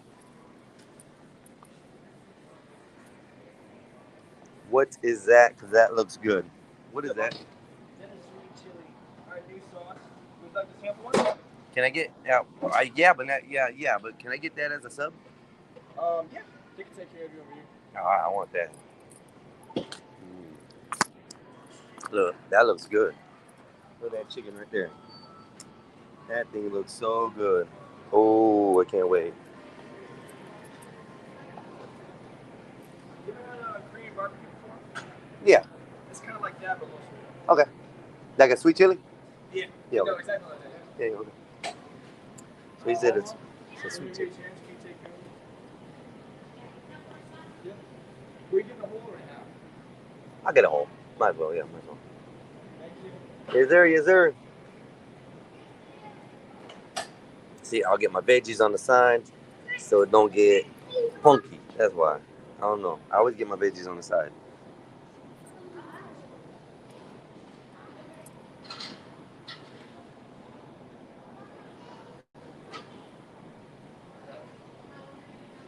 And then it also gives me a salad too. Just saying. Weird. I'm weird.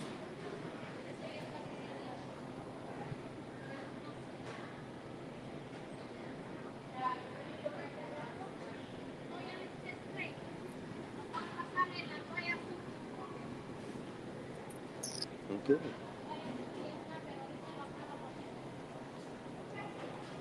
So you having a whole sandwich there? See? See? Yes, ma'am. Okay. I want all the veggies on the side, so Swiss cheese on it. Okay. What kind of bread? Uh, let's go with this right here, whatever that is. Soft one? Yeah. So we're going with the soft bread. My wife does that. She doesn't like her food touching. I'm not like a food touching type person. I'm more of a. I don't want my vegetables to be soggy when I get home. We'll be right with you guys. So that's more like what I am.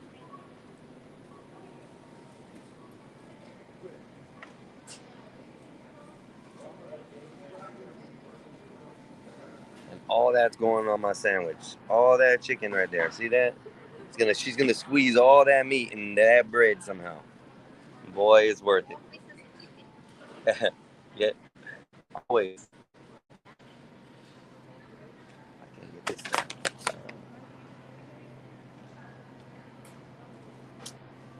Oh, you even do it better. You shred it off. Oh, I like you. Don't leave it in chunks. Yes.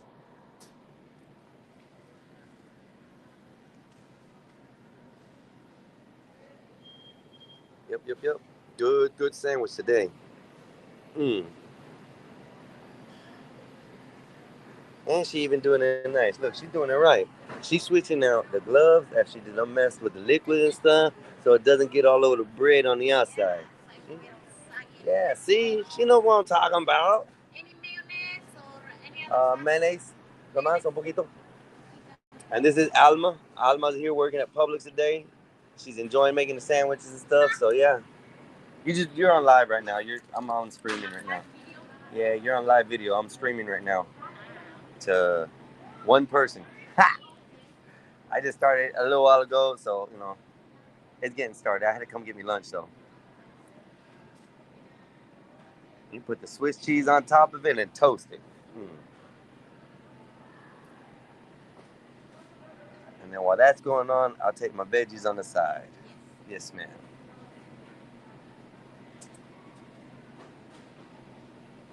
Oh, that looks so good. Ah, the chat said hi to you. So the people in the chat said hi.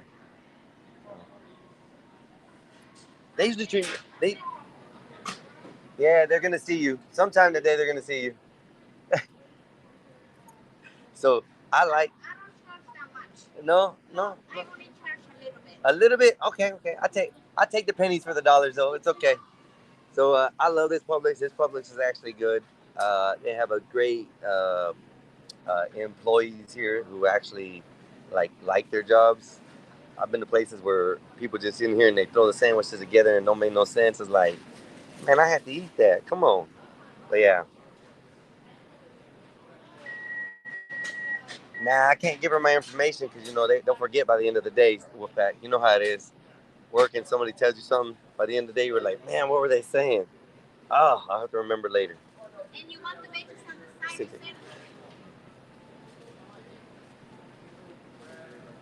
Look at all that cheese just done melted all over it. And the veggies look really, really fresh today, so I'm happy.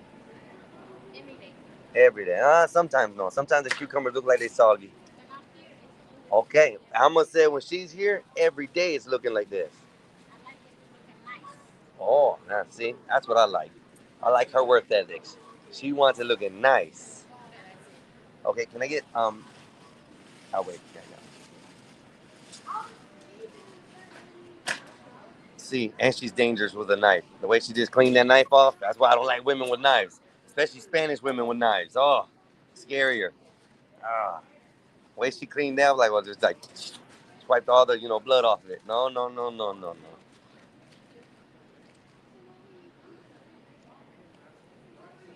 I love these people. Like I said, they all cool. I gotta get that and a gallon of tea and maybe some chips. I don't know yet.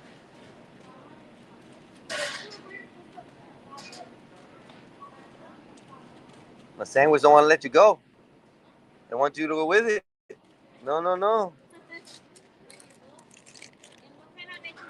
Can I get some lettuce, some spinach, banana peppers, cucumbers, onions, and tomatoes?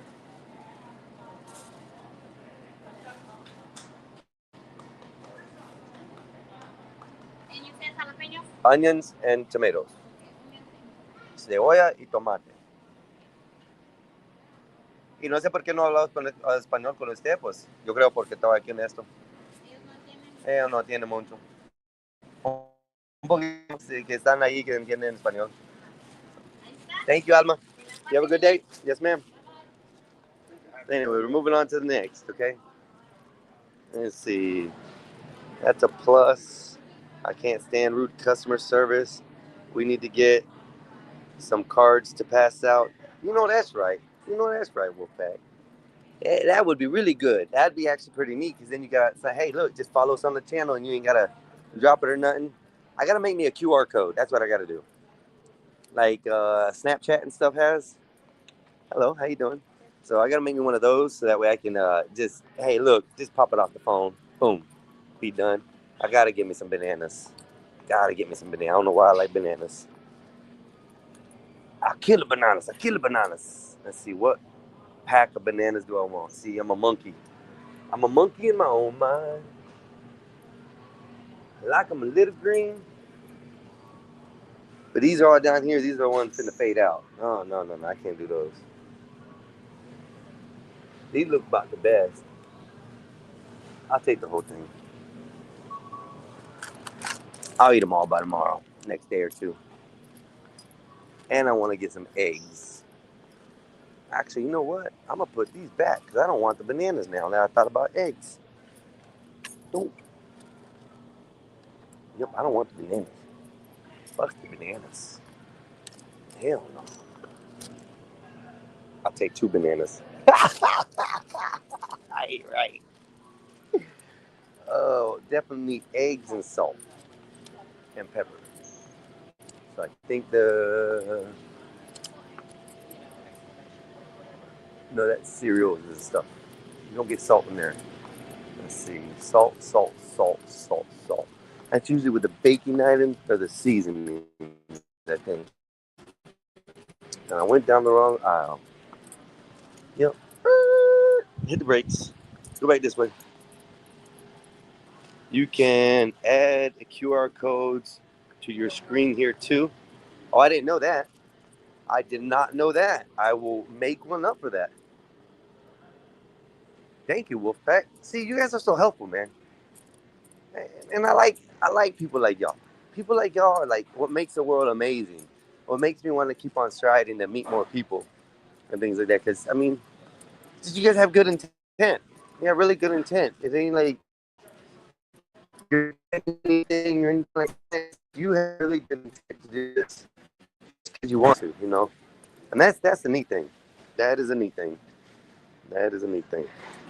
Oh, damn it, I gotta get a thing of salt.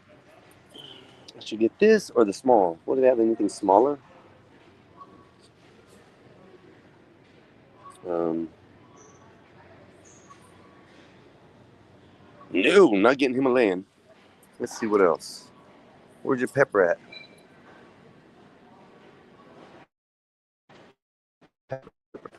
Pepper's gonna be at the top.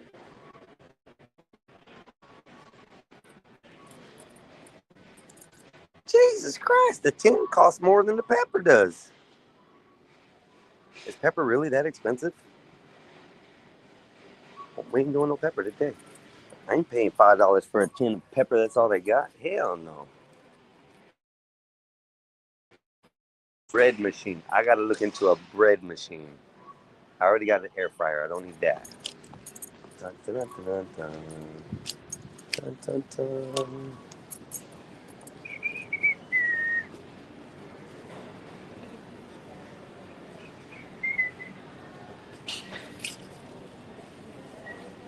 butter is better. Butter is better. Anyways, but where we at? Where we at? Where we at? It's so fun to meet people. Yeah, that is true, Wolfpack. It's really nice to meet people who you can actually get along with and actually communicate with. And I think that's the biggest thing that everybody misunderstands is the communication portion. Yeah, you can know people, but if you don't know how to talk to them, you ain't getting far with them, you know? It's weird. Weird, weird, weird. I still got taquitos. What else do I got there at the house? I just need some eggs. I'm gonna hard boil some eggs. Yep, yep, yep, yep, yep.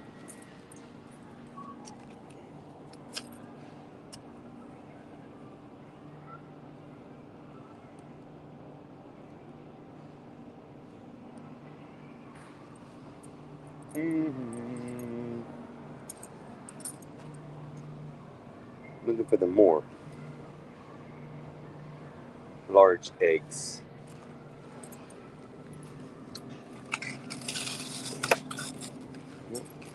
I've added hard-boiled eggs to my diet because they give you a lot of protein and they're good on the go. So that's why I get them now. Look at that, building my protein base up, getting my calorie counts up, and working out a lot more. So I'm gonna be doing that as well soon. Just gotta do one step at a time.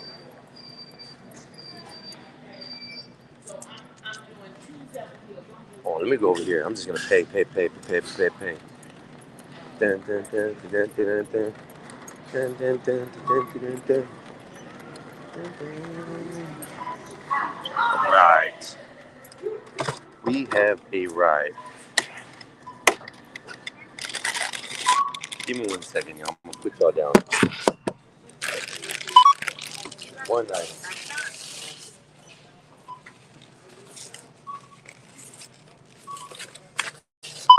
2 items. Select 4011. Place item on scale. Select your item's container. No container. I don't need no bag. Cents. Key in the item's code or look up item. 171. 171. 399. Woohoo! I get to pay. Pull the right card up.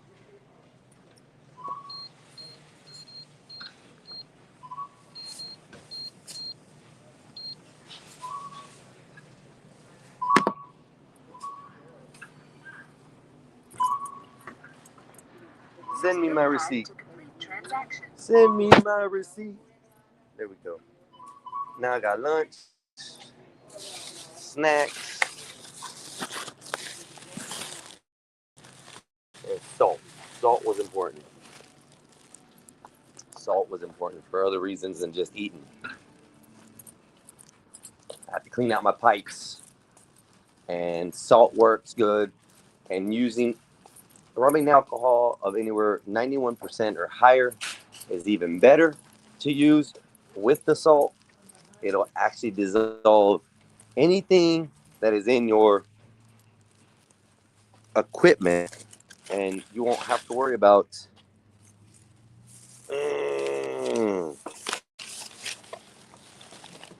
Hold on, I gotta set you first, buddy. Let me set the phone down.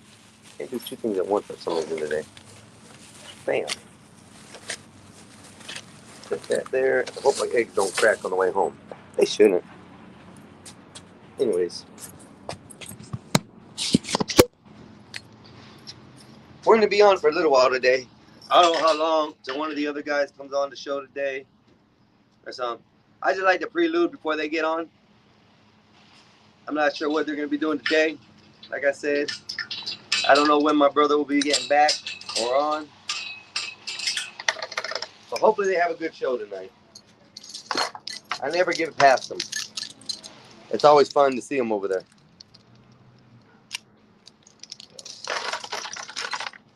Let's see.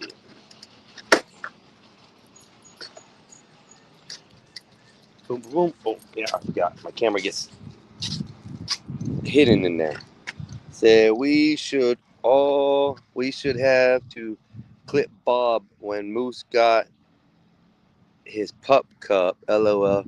You should if setting sets right to say clip that and it will automatically clip 30 seconds back. Oh snap, okay. Alright, now we're going. I'm in the bike lane. You go around. I'm not hurting y'all. That was a bird, y'all. That was a bird who made that sound. A seagull to be exact. He said, ooh, sorry ladies, I apologize. Well, you don't have to look so evil. I didn't do anything wrong. I promise I was being nice. Ooh. She looked at me mad. She looked at me like she was upset. Oh, ooh. I was like, ooh. I don't think she liked I said that.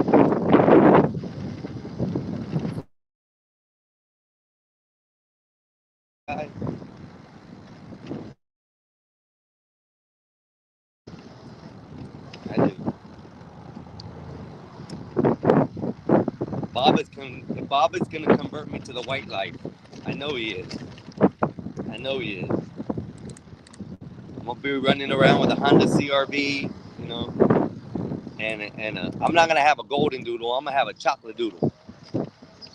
Got to be on the brown side. I can't have the white one. I got to keep something brown if I do, you know. That's all it is. And then I'm gonna learn to fly planes too. I'll be like Bob. That's what it is. I'm gonna learn to fly planes. And not to go just bomb anything, okay? I'm not gonna go Suicide Squad that shit. No. If I gotta follow an idle structure, Bob is the idle structure.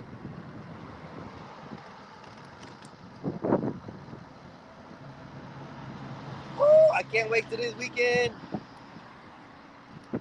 I'm gonna get some more smoky smoke. Woo!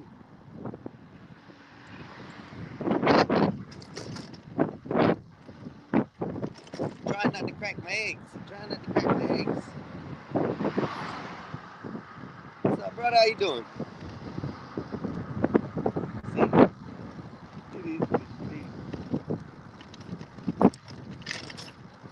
I always have fun. Today was a little bit on a sidetrack boring so far, but we're getting there. I know they're gonna be getting off work soon. Woo-hoo! It's usually when all the other chaos starts. Usually around 3 to 4 in the afternoon is when all the other chaos starts. Usually. But we're getting to that time. Right now, I'm gonna go eat lunch. And we will talk about what needs to be talked about, if it needs to be talked about, when it needs to be talked about. In the middle of lunch.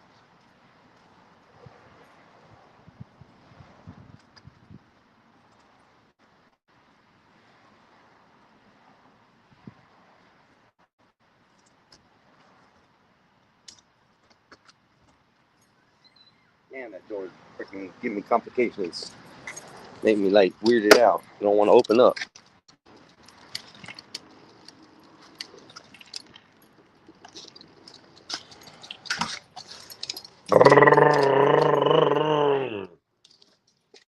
I talked to them. I think the paint wasn't dry enough, and it's coming up off the floors every time I move something. And I'm not gonna get in trouble for that shit. Just saying. Just saying. Gotta park my bike.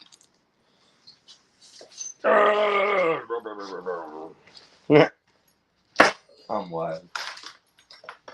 So everybody, I'm back home. We're back home. We can talk whatever now. Discuss, enjoy, play well with others, however y'all want to call it. I just found out I can get Canva. So I just got Canva. So I'm gonna be seeing what my brother's been talking about with the Canvas situation and how that works.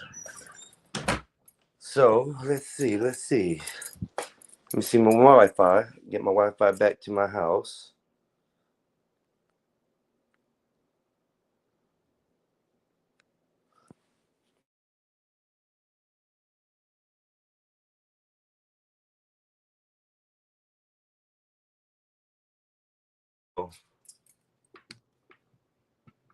Yes. I'm back, everybody. I put my groceries up. And then I'm good. You stay out, because you go there. Drink the rest of the tea that I have on the other one. Well, I started out strong with that. Everything went good. And now we're here.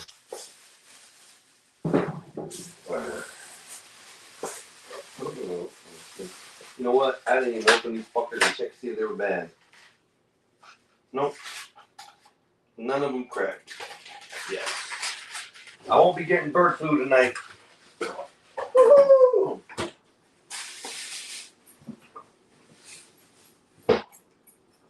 Anyways.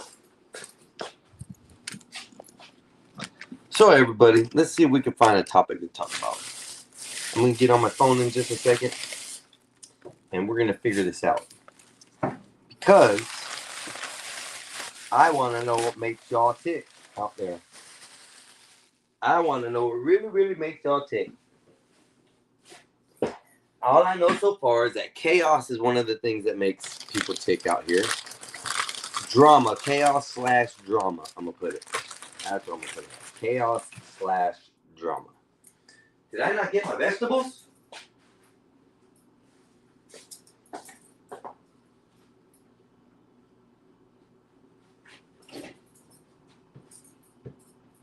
Oh, hell, I didn't get my vegetables. No, are you serious?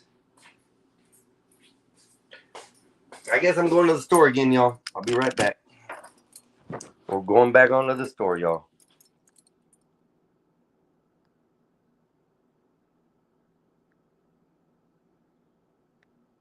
I'm going to connect to this. I got to.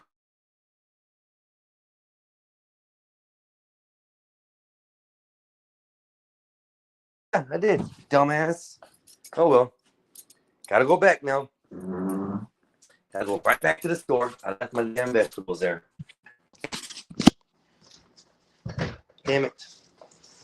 Can't eat a sandwich without the veggies. Ain't that some shit? Ain't that some shit, Wolfpack? Went all the way to the store and left my vegetables. Now I got to do all this over again. Yeah, I'm just going to ride my bike inside the house until next time. Just ride the bike right inside.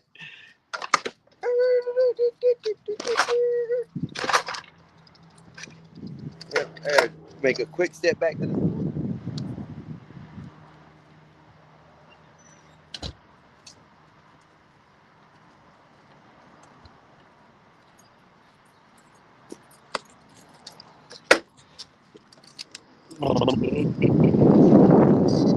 There. I'm going back to the store, y'all. Somehow I left my vegetables in the basket. I don't know why. Still got them there. I'll just go in and quickly grab them. Go from there. Nah, it's just a dumbass move. I left them in the basket. Those are the last items because they weren't being charged. So like $2 for them, they were already accounted for. And I accidentally left them there. Good thing I'm only like literally 2 minutes from the store. It's not a bad thing. See, if I would have had to have a car, I would have had to stop what I'm doing, get in the car.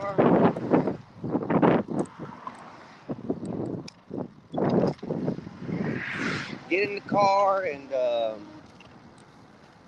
do all kinds of craziness. Go find a parking spot, This time I'm just gonna zip through. Park and go, park and go. I ain't waiting on you. You stopping at a stop sign. That ain't even there. It's a yield and go, yield and go. Yield and go.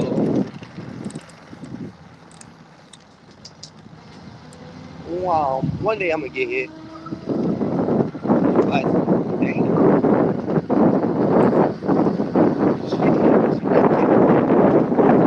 Where?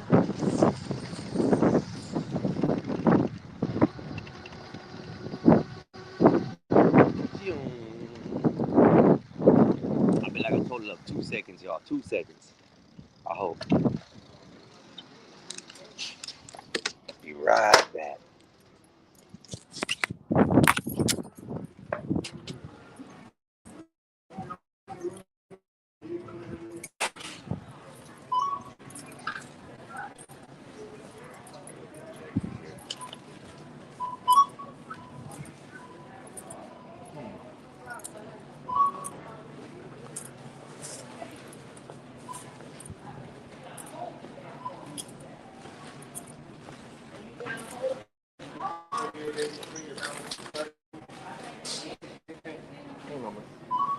I got some vegetables in one bag over there. They cold or Yeah, vegetables for a sandwich.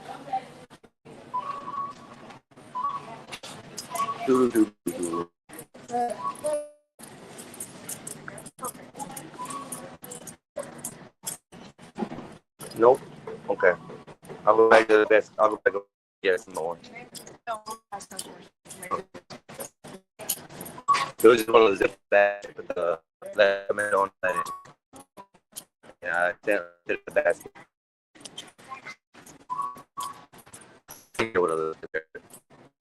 We can try.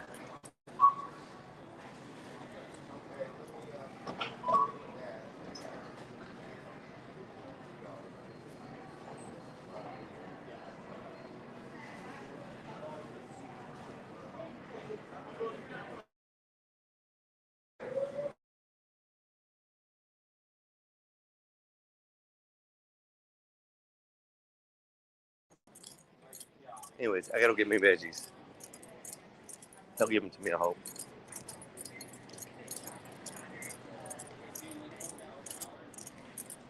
I didn't lock my bike up, so hopefully it's safe out there. If it isn't, ooh well, my fault.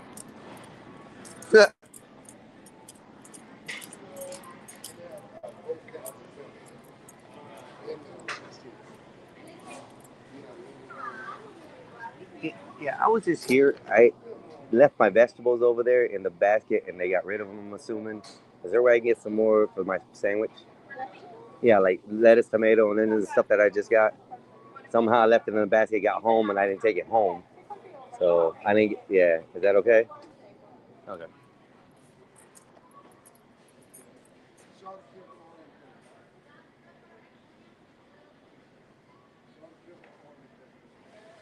Yeah, that's not a bad idea, Wolfpack, right there. That's actually something I want to gear toward. No, I didn't forget the sandwich. I left the vegetables in the basket. I went home. By the time I got back, they're gone. So I forgot my veggies. I come back to get them. Take your time, though. Okay. It was I'll go over here with it. It was lettuce, spinach, banana pepper, cucumber, onion, and tomato.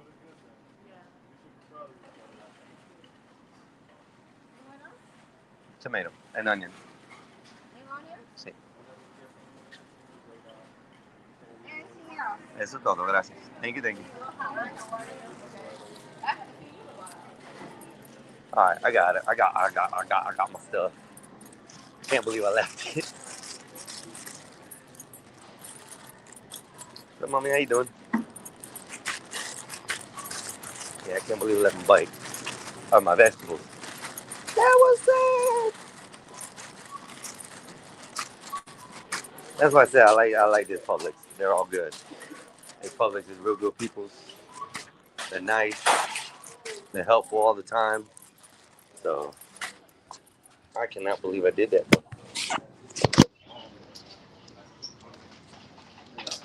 What's up? How y'all doing? God damn. What? Too much to dress up like that today. It's only Monday.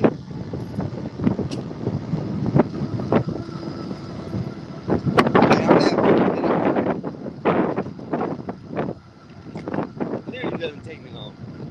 That's why I like this area. That's why I like my bike. And I don't have to worry about much. Just swivel through traffic. Hopefully I don't get hit. I'm good.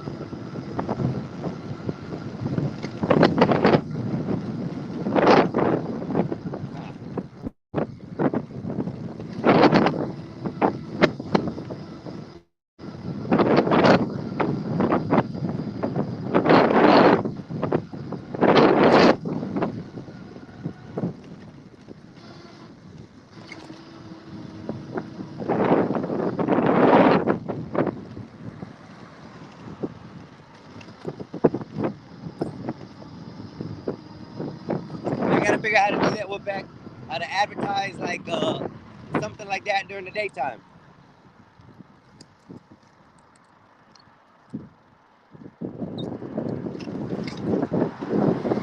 Dickhead.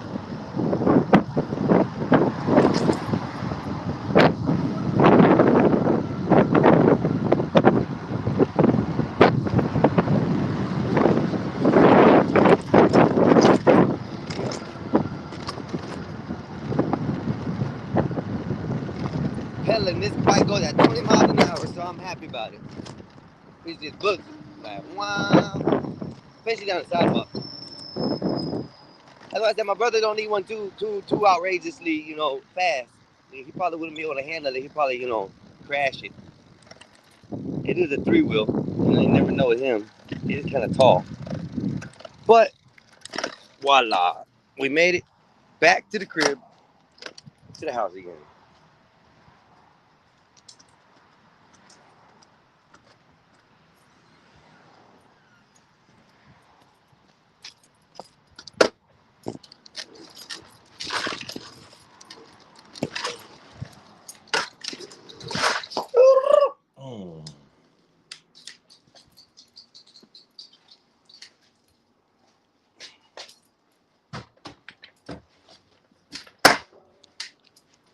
There we go.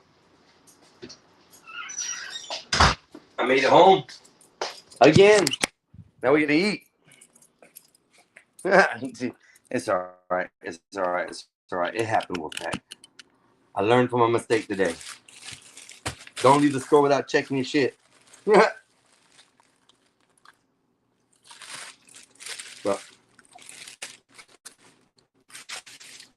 this is just a little view of my life, Now that things are going a little bit better for me, and things are going in the right direction, I think I'll be able to make it. It shouldn't be too hard. Should not be too hard. Yes, if you guys see the background, that's the Gospel of Bob playing back there. So hopefully I don't get copy strikes or anything like that. That would be funny. That'd be too funny. So I gotta add the spinach, the onions, the banana peppers. Oh, I love banana peppers. Yeah. And the Tommy Two Hose. You always gotta like your Tommy Two Hose. Gotta get your Tommy Two Hose in there. If not, sandwich ain't right without Tommy Two Hose.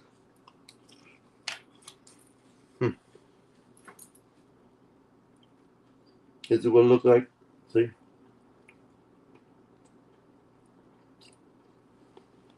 Chicken fire. Thank you, Wolfpack. Thank you. I think I'm gonna do great. And you know what?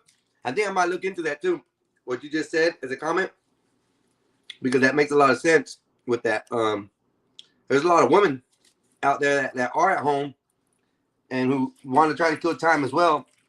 I think that'd be good to have a show in the late afternoon or before all the chaos starts in the evening, that, you know, they have a platform or a place to go to. That wouldn't be bad. I think that'd be a nice idea.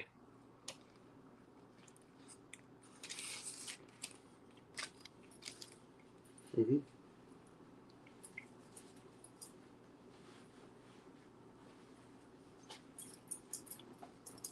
Did you happen to have a chance to watch the video yet of the AI footage? Hello, whoever's out there. Right now I'm eating lunch, but we'll get back to it. And you know what? Mustang, Mustang. Wolfpack, show that sandwich again. Hold on. Let me get it together because it's falling apart on me. This is what it looks like together. And then I open it up. You got the chicken on this side. I put all the veggies on this side. Hold on, 12th man. I'm getting there.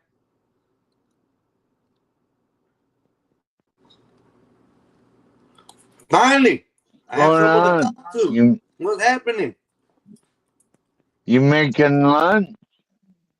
I'm not making lunch. I went and got lunch.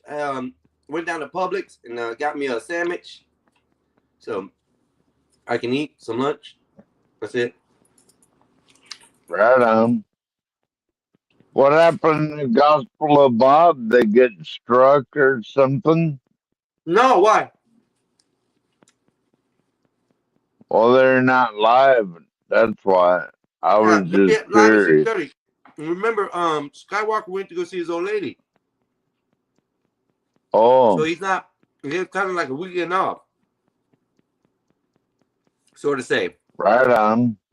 So he's out there. He just like I said, he went to go see his old lady this weekend. And he'll be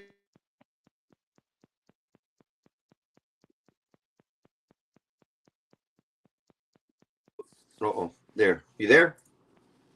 You there, yeah, you're breaking up a little bit. Yeah, I was switching Wi-Fi services, so I went from my phone to the Wi-Fi. So I just got back home. But yeah, like he's can you hear me? Yeah. Okay, we're good then. Yeah, so he's out for a little bit just for the weekend, so I don't blame him. I told him to spend as much time with the old lady as he can, you know? Yeah, I don't blame him. No. I'm just chilling out in the woods with my dog. And you got service in the woods? Oh yeah. Hey, you don't let your dog lick you in the face like Bob does, do you? Well, he gets away with it every now and then. Ah, 12th man. Come on, dog. Don't tell me that. Well, you can't help it. I mean, they just steal it, you know, kind of like linebackers stealing a football. They just steal it. Yeah. That's messed up. I cannot let my dog lick me in the face. Welcome to Watermelon World. Let's see who that is. Oh, you got a dog? No, not no more. My son takes care of it. What's up, Mr. Poxy? What's up, Watermelon man? Man. Yeah, Watermelon Land. That's Bob's theme park.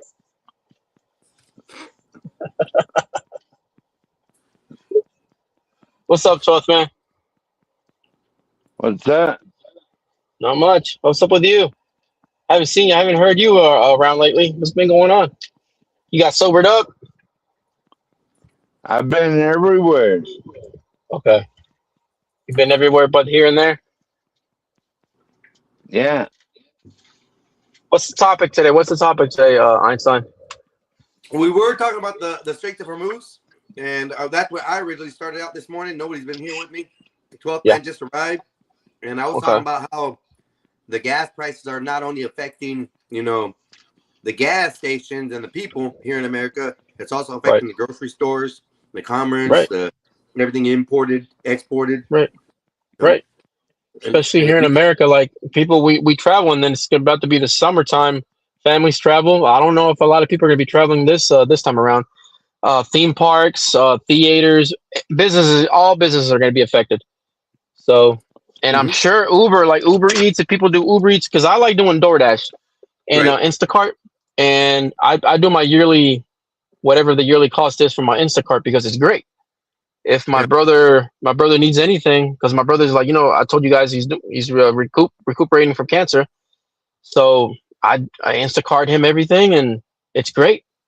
Same thing with like Target, like I do that. It's great. It's cheap, where it's not like overly priced. It's actually great pricing. So gas prices is affecting me, but like some of the guys traveling, doing work, not as bad because construction is always growing, so there's always money for that. But at the same time, it at some point in the time, at some point, my material cost, I'm pretty sure gas prices is going to go in there for that fee. Yep. That's what I was Yep. talking as well So about. Yep. it's affects everybody. It's not even a because I saw the title where U.S. versus Iran. It's Uh-huh. not, honestly, man, it's not even a versus it thing. It's honestly, it's a situation. Because Mhm. if it's just a situation, it's the Middle East. Nothing is going to be fixed. It's the Middle Well, East. hold up Since just a when? second because I don't think prices are any different than they were under like the pandemic. Like they're not any different, It's dude. higher It's now. What are the you talking about, same. Trump, man? The Well, the cost of pandemic, everything is everything got higher. shut down. Yeah, everything is higher. The pandemic, everything was shut down. People were saving their money. I mean, here you got just these numbers alone right here. This is well, let me go back to that. This is a light driver, an average driver, a heavy commuter, a Expensive. 2-car household, and a work truck and construction. Yeah. Starting out at $10 all the way to 10 gallons all the way to 50 Yeah. gallons. So Yep. here we are with the light driver, 10 gallons. We used to pay $3 a gallon. That's $30 a week. Okay, that's at 10 gallons. Now we're paying $4.52 is the common average. That's $45.20, which increased that at $15.20 per week, and an average of $66 a month that you're adding on. Right. Now, the highest of all those is the work truck and the contractor, which they use about 50 gallons or more. Yeah. At $3, they were paying $150 a week. Now at the $4.52, they're paying $226. Yeah. Mine's right at there at 300. Is $76 per week and a $329 difference at the end of the month. That's a water bill. That's an electric bill. That's a phone bill. That's a car payment. That's ridiculous. And gotta have solar. Well, Yeah, not but- everybody has solar. The majority Yeah. of people do not have solar. You have to think about the masses. It's just not about the pockets of people that are fine or whatever. Solar, electric, car vehicles. Thought ahead. That's the whole point, man. Like 12th man, that's what we're trying to get you at. It was like the majority of American citizens, like they don't. There's just no. The reality is that, like Yeah. the reason we're here at this point is because of decision making. Yeah. President Trump, as good as he is, I do like him. I don't agree with I don't agree with the way he communicates and he does things, but I'm not gonna say it like I kiss his ass like a lot of people do. Like, oh, I love Trump. Like, no. Right. I take it as a face value as what you're doing as you're going. Just like in my business, I do construction, so I do quality bonds, performance bonds. As you work, I oversee the quality off that. So that's how I base off everything. So it was the decision making, and I do remember him saying it was about to take about 2 weeks. I was like, I don't know. But the thing is also at the same time, you don't know outcomes of decisions and whatnot. So, but his decision is one. I don't want to say just him. I'm pretty sure it just wasn't him that decided to do all that. But we're here. Yeah, but you gotta understand, Epoxy, that 50% of the world's crude oil goes through the Straits of Hormuz. Yeah. 51%. Hang on, I'll be right back. Yeah. The thing with that is, like I said, 51% of all crude oil is running through the Strait of Hormuz. The tension is over there because they're worried about ships getting blown up and people getting attacked or anything like that, and these ships being let out all over the world over there. That oil is going to be spilled over there. I mean, oil is worse than spilling blood, I think, nowadays. So I don't know. I just say that it's going to be ridiculous if they don't get that under control some way, somehow. Our gas prices are just going to keep shooting up. And like I was saying earlier, Talk Man, I don't like the factor that let's see, who's this? MC Nemesis. Hey, bro, can you cam up real quick so I can see who you are? Me? All right, good. You in? No, Hey, MC guys. Nemesis.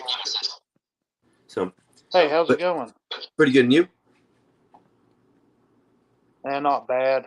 Just got out of the shower. What do you do on this channel?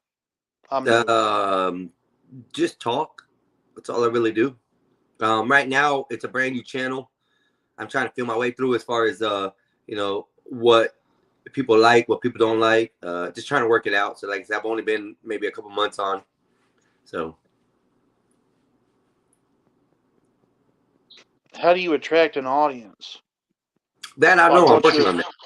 I'm What's working on that. your what's your pitch? Like just like what topics are you interested in discussing? And you say, hey, come on, talk about this. Like, what topics are you? Well, like today's topic's the Strait of Hormuz and the gas prices and costing America what it's costing with the derivatives of the spillover of the fuel prices going up. Not only is it costing the U.S. citizens in the pocket as far as gas, but now it's also affecting the produces, the markets, everything that has to do anything with transporting anything into a store and thing. The cost is going up because the fuel's going up. So that's where we're at right now. That's what we started with. Well, I mean, yes and no. What's really driving up cost is all the fraud that's been going on in the country. That's the number one issue. Would you agree? It depends on what you're looking at as far as departments wise. I mean, if we're talking about billions of dollars of fraud, billions. Yes, but we're right now that the focus is on the gas and fuel. Fraud can be. Yeah, we're not talking about fraud right now. We're talking about the cost of living and gas and all that's what that. the original subject was. But if you want to go on to more of that, elaborate. Well, I'm just saying the cost of gas is a reflection of the war. You got to fund the war. The reason Congress don't have the money to fund the war is because people frauded them, which were helped by the they Democrats. got some money to fund it. Do what? They have the money to fund the. No, they didn't have the money. My attorney general had to sue the federal government for Hurricane Helene because I live in Asheville, North Carolina, and they had to sue it in order to get us any money. I didn't get no money until December of last year, and that was like over a year. Because Why did you deserve any money? Because I'm a hurricane victim. What the fuck you talking about? I'm a hurricane victim of two different ones. I'm just curious. I went through Charlie. Do you not know they stole money from FEMA and kept it from us, the victims, and that people are still goddamn homeless? Asheville's in a goddamn wreck. They gave it to illegal immigrants instead. We already know that. You goddamn right they did. And they gave it to fucking Somalians. We've been in actually the Somalis just did the fraud. They didn't give it to them. They were just able to find loopholes. To get and in California, and there's a lot of fraud. Basically, every blue district is committing fraud. Listen one second. We're gonna go ahead and do this the cordial way, please. If someone is talking, don't cut them off. I'll let you talk whenever you say something, and I don't have a problem with it. But let's just keep it more capable so people can understand what we're saying. Talking over people does not help. So if you're saying something, I'll be quiet. If I'm saying something and you ask me a question, let me answer at least before you interject back, please. All right? All right, I'll shut up.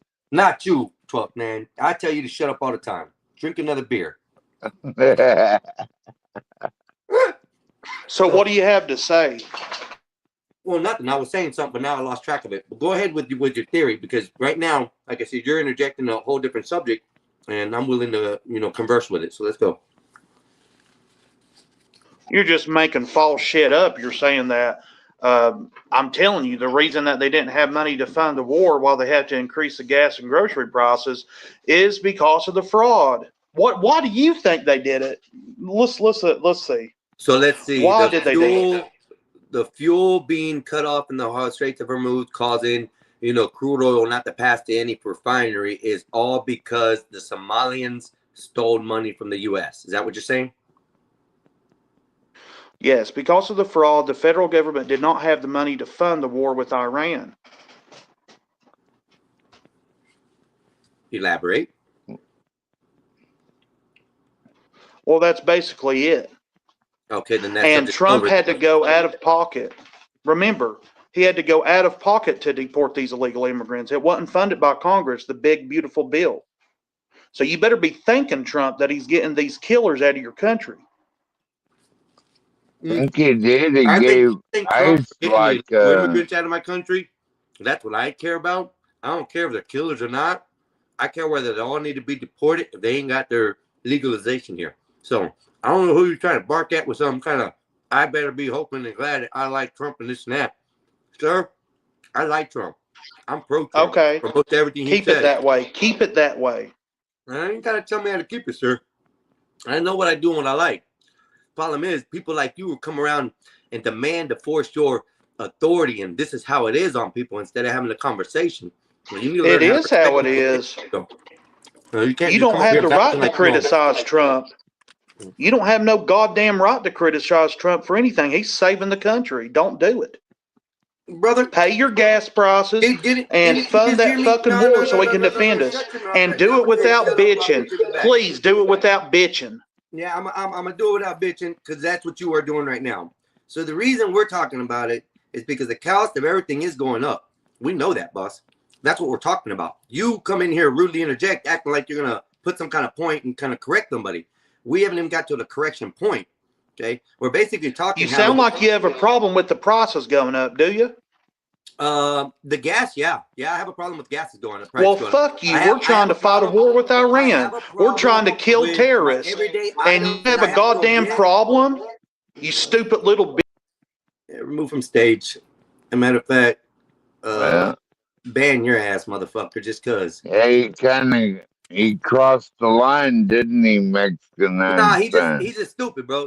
That's straight stupidity, because the simple fact is we weren't even talking about anything that had to do negative towards Trump. He's just an ignorant white piece of shit who comes up here and wants to enforce Trump on everything there is because he's some kind of white supremacist or wants to be a white supremacist or something. The stupid idiot didn't understand that we were talking about the prices are going up. The prices of stuff will go up. This gas doesn't get straightened out. Everything that's being transported with gas will go up. Okay, that's what we're talking about. Mexican Einstein, you're kind of an older guy, so let me ask you something. Have you known the price of anything to ever go down ever in your life? Say that again, 12-man. Have you ever known anything to go down in your life? I mean, like price-wise.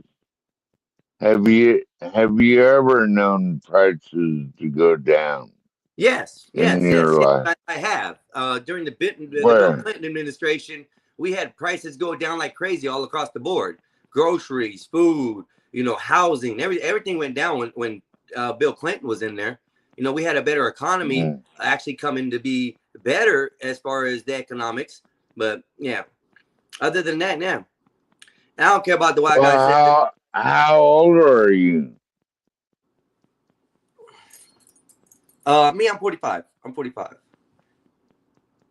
Hey, I'm 54, and I don't remember that. I mean, I remember bread and eggs and all that.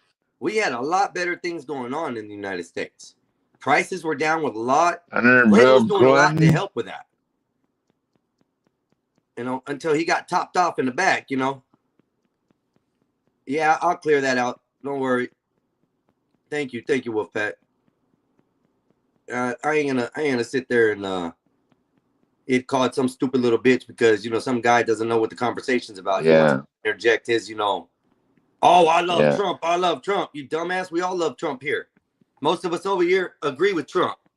Most of us over here are agreeing with the policies of Trump. Just because I got brown skin or something, you want to come over here and interject your Not whiteness in here? everything, though. I don't want to hear that. So if I get called out because I banned the guy, oh well, I banned him. I want him on the channel if he's gonna come up here and act like that. I'm not the one acting like a stupid little bitch. Unfortunately, he is, because we were all talking about the same subject. Like I said, he just wanted to enforce his race and authority in it, and I think that's what the problem was. I'm not having that shit over here. So, I want this to be good, clean conversations. People that yesterday we had a 4-hour discussion on the police officers. I got straightened out a little bit. And I took the advice that was given to me, 12th man. I had two different people from two different opposites of the field. One who was a federal agent of some sort, and another one who has enough street knowledge about the cops that he was talking correctly. And yesterday the guy was coming on, oh, all police are pieces of shit. All police are pieces of shit. And I kind of get angry. But then Josh came on and recorrected me and told me, hey, look, he's not saying it like that. And then it further understood. So we had like a 3-4 hour conversation on why police and morals and the right thing that police are supposed to do isn't the right thing. So basically, yesterday we talked about, they're pieces of shit because they have to follow a law, regardless if it's moral or not. If it means having to take a lady away from her kids over a jar of weed, police officers are going to do that. Because why? Because they're held at a different standard as well. They're held at the factor that, hey, look, we have to abide by these laws. We don't enforce these laws. Then we're breaking the laws ourselves. So then they're breaking their compass to what, the policing is. And then everybody's like, oh, moral this. And then we just come to find out that it's really a factor that police officers cannot be moral.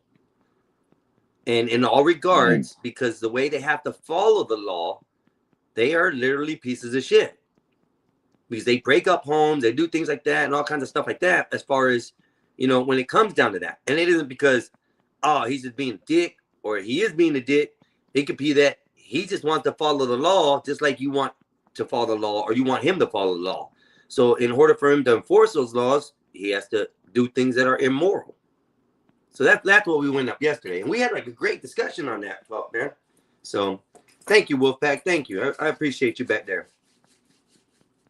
Yeah, I took care of that rescreen. He can go on and kiss my ass. I ain't gonna let no ignorant piece of shit. I ain't even get mad. I ain't even get upset. That was just, to me, that was just like straight idiocy. I don't understand that. Makes no sense where you're gonna have to come on a panel and start barking your rhetoric when we're already talking about the same thing. Oh, the price of this, price of that ain't going up. And bro, it's going to change. Everything's going to change if we don't choke off this fuel that we're not getting. And that's just the biggest thing. That's all I've read. I've had ChatGPT pull up the information. That isn't lies. It's all factual. And everything that I wrote off and read off today was an actual information that we have and we may need to be worried about. Now, come on, 12th man. You don't want your beers going up, do you? Well, they're going up. Everything's gonna go up, whether I like it or not. Yeah, but if you could keep your 12-pack of beers under $10, would you want that to happen? Well, let's see, for a 12-pack of beer, it's like $15, ain't it? $30. $30 for a 12-pack of beer?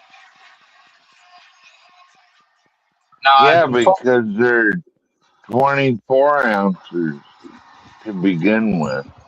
The big ones, the big cans. So okay, you got the big cans. That's right. Okay. Yeah, the big cans.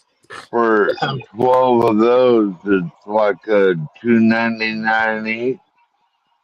So 12th man has to make sure that he gets his daily. Make sure there's no ounce left behind. Yeah, exactly. Those are big cans, 12th man. Those are big cans. Yeah. Yeah, Yo, 12 and felt like it's, some party, man. and it's that malt liquor too. You know that Yeah. 101, and then I I'm think getting that a haircut, y'all, tomorrow. You are. Mexican Einstein. You know I'm a long hair too, but I'm getting a fade tomorrow. Well, guess I'm what? getting it all cut off. That's that's good, what I'm bro. talking That's about. good. You're Getting gonna ready look for the different. summer. Yeah. So I'm cutting my hair off on the Gospel of Bob sometime this week. Are you really? Are Yep. you? Bob You said gonna that's the only cut way I can yours be white. in Mexican Einstein? Hold up, Bob. You gotta make Bob said you gotta that's make the them pay you. You gotta yeah. make them pay you. Yeah, I'm gonna make Bob pay me because he said he'll pay me not to cut it. So I'll make sure he pays me not to cut it. That's what I'm about to ask. Is like, dude, don't cut that hair. We were joking around yesterday about this shit going on and things, and he's like, you're never gonna get a job with your hair like that and your beard like that. I said, Bob, you don't want me to cut my mustache and beard. I got baboon lips. He goes, well, what is baboon lips? I said, you ain't never seen that pink ass on the back of a baboon's ass that looks like big old puffy lips? I said, that's my lips, bro. Nah. I said, so I went and got the clippers. I got the shavers like this. I said, ready, Bob? I pull my hair out. I said, I'll start. And he goes, no. I was like, all right, Bob. All right, I'll wait. So, Bob likes your hair. That's what it sounds like, I guess. Probably because he's bald. Is that by choice though? Wolfpack says I will hire you right now. Bob is bald by choice though, correct? Pretty What? sure he is. Bob, he's bald by choice, right? Well, he says he has hair. I believe it. None, but he says he I has believe hair. it. I think it's because he likes it nice and like skin. No, I Like think he has a W up there, dog. He goes like this. It yeah, starts right here. yeah. He has that Vegeta, Yeah, the Vegeta look. the Magneto helmet. Yep, exactly what it is. I think that's and that's why he keeps it short, so it's not noticeable. So if it gets any longer, you'll see the shape. But he keeps it really short because yesterday he goes, I got hair. Look, I got hair. He bent down like this. And all I saw was just a tiny, tiny little stubble. I was like, oh, hell no. The man said he got hair. Don't believe it. Take some of that pilot money and go get a surgery. And I told him they got some stuff that you can do nowadays. They got like an oil. It's I forget what oil it is.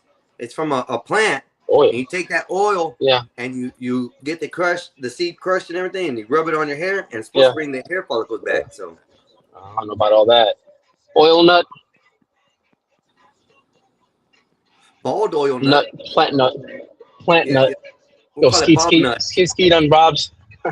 Skeet on Bob's head. Yeah. Skeet on Bob's head. Put the cream on it. Add that whipped cream to the top of his head. Yeah. I wonder if he's listening, man. Oh, he always is. He catches it. Today we're streaming on Facebook as well. So I got my Facebook. Nice. We're also live there as well right now. You got some viewers on there? Not really. I just added it today because I figured that I could add it because I'm paying for the app anyways for StreamYard. I go for there. You think Bob flies the plane with two hands or like a G, like with one hand, like one hand like on the side and then just like steers it with one? Bob's white. He put the autopilot on. He don't fly at all, brother. Oh yeah, he definitely. Puts the autopilot on. Yeah, I ain't touching this thing. I ain't getting in trouble. Autopilot. Oh man! Imagine Bob getting pissed off at the flight, at the people flying, and like he pulls out the sawed-off shotgun, starts threatening people to. Because you know how some people like on video they go crazy, they just go crazy on the flight, man. It's like they start cussing, fighting, and then like trying to open up the door and stuff. Yeah. I mean, you know what I think that is? I think that's a fear of flying. They do some kind of drugs, or they get really blasted before they take the flight. And then being up there at that high altitude, and they just freak out. Yep. They just freak out. But and I can see it. Gotta be going to that door though. I'm gonna tell you right now. That's what I'm think saying. about It's like, going, open that door. I'm getting yeah, out. you gotta put him down. I'm getting Yeah, you out the gotta put seat, him bro. down. Yep. Uh-huh. I remember one where they grabbed him and Yeah, gotta go, they guys. duct taped him to the I'll seat. catch you later. All right, All right, bro. it's flipping. Be safe. Be safe. Yeah, man. Yeah, I seen that one too, where they duct taped him in the seat till the flight was Yep. over, and then they Make landed. sure. That was the first thing they got off the plane too, was him. But Good. They should have beat his ass a little bit. yeah, and that's why I don't believe that. Honestly, that's why I don't believe the hijacking planes were done. Because if anybody that was a true American on that plane, bro, they wouldn't have let no box cutter stop them. Well, see, no, you're right, because I know that's what's the one that was going to go hit the White House. That one got taken down.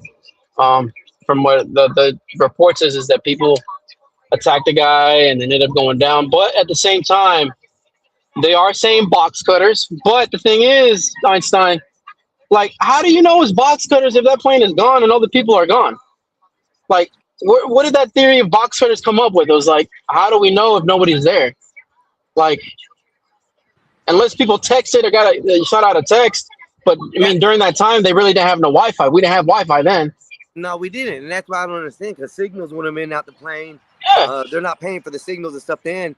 But see, the thing is, the other thing is, how did the ID the guy in the plane come out of the building and be the only thing that survived out of the whole plane, bro? You know what I think it is also, Einstein? I think they don't want to say that it was a lot of our own people, Americans, that turned over. And like maybe it could have been the pilots, maybe it could have been anything. I don't think they want to say a lot. Just like they don't want to say a lot. Clearly we know how those towers went down. Yeah. Well, Yeah, you're talking like about more it's like a infested cell here in the United States. Is that what yeah. you're talking Yep. about? Oh, infiltration. I don't think they want to say that it was within because it's more. It looks bad if it's within, like Well, a whole hold lot up, more. though. Explain the Pentagon's photos and files and new release videos showing that it was a Scud missile. You see what I'm saying? I didn't even know that. Oh, you haven't seen that? No, I didn't know that. Oh, there's a whole bunch of new findings that they're showing that they had found another angle of the video of the plane going into the Pentagon. There's Yeah. no plane, bro. It's a Scud missile going straight through. No, I didn't know that one. Yes, Because sir. I mean, I did see the video where like it went through it. I was like, man, that looks looks like it just crashed, letting it all up inside that building. And you gotta understand, Epoxy, they don't have no parts of any of the planes. How is that possible? Yeah, there's got to be parts at least. All those things don't get incinerated just like that. That's what they're saying. Everything got incinerated on impact because it was that high of explosive. No, I don't. Enough I to doubt melt that. 30 floors down to melt the beams out. No, bro. Come them on. beams ain't gonna melt. Those beams are not gonna melt. Fuel ain't gonna burn that way. It ain't gonna melt metal like that. It's gonna evaporate quick. It's gonna be a quick instant poof. That's why you see the big old ball of flame, and then afterwards, everything you see on fire is actual materials and stuff that's on the ground or Yeah. carbon-based material. That the fuel's Yeah. already gone. Now, when those buildings were made in construction, do you really think that all that steel, if it wasn't rated for fire, like at a certain temperature, or like even with winds, you think they would have passed? It was like, come on, man, hell no. No, because look, even if the building were to twist and fall to the ground, there'd be Mhm. so much intense heat on those bars that they would Mhm. not melt still. They would just crumble and fold under Right. the pressure. So we can't speak to the conspiracies because, we'll never know. Just like It's last hard. night, they were asking me about the moon landing. How do I know it's not real? Well, Oh, they gave a couple good examples out of Epoxy. They said that that makes more sense that the lunar rover, the lunar lander, had an external box that was with it that they let out and they hit the button maybe, and the camera came out and caught the video. right. I can now possibly put that as a positive probability or possibility in my mind. So when they explained that last night, I was like, you know what? I never thought about that. I never thought that they had one of these arms that probably landed right beside it, or a box they shot off right beside it as they landed, and they landed so many feet away. And then all they had to do was push a button, because we had remote capabilities then, and then pop out the camera and take the picture. I could possibly see that. See, that's the thing with conspiracies. It's you get one and it sounds good, and you just add on to it, and you just keep growing. Well, that's what I found out about the Bermuda Triangle. Oh, that man, that was crazy. There's no mythology behind the Bermuda Triangle, bro. Right. The only thing that happens in the Bermuda Triangle is because the ocean current goes through there so fast and whips through there, it creates a lot of storms and some magnetism frequency, losses. Right. But the most, I don't understand the planes. There's like 20 planes that disappeared, 55 ships. But Yeah. they still have no answer to what it is, except for now it's what ChatGPT told me was that it's the currents, the fast moving currents, the ocean drama that happens there that causes these ships to disappear. True. So yeah, but that could be forced into ChatGPT right now as well, and we don't know that. I, in my personal theory and thought, because of what they're talking about, how the magnetism messes up, the North Pole, South Pole all gets messed up. I think there's a ship down there. True. I agree with that. Possibly could be a ship down there that's causing the distortions.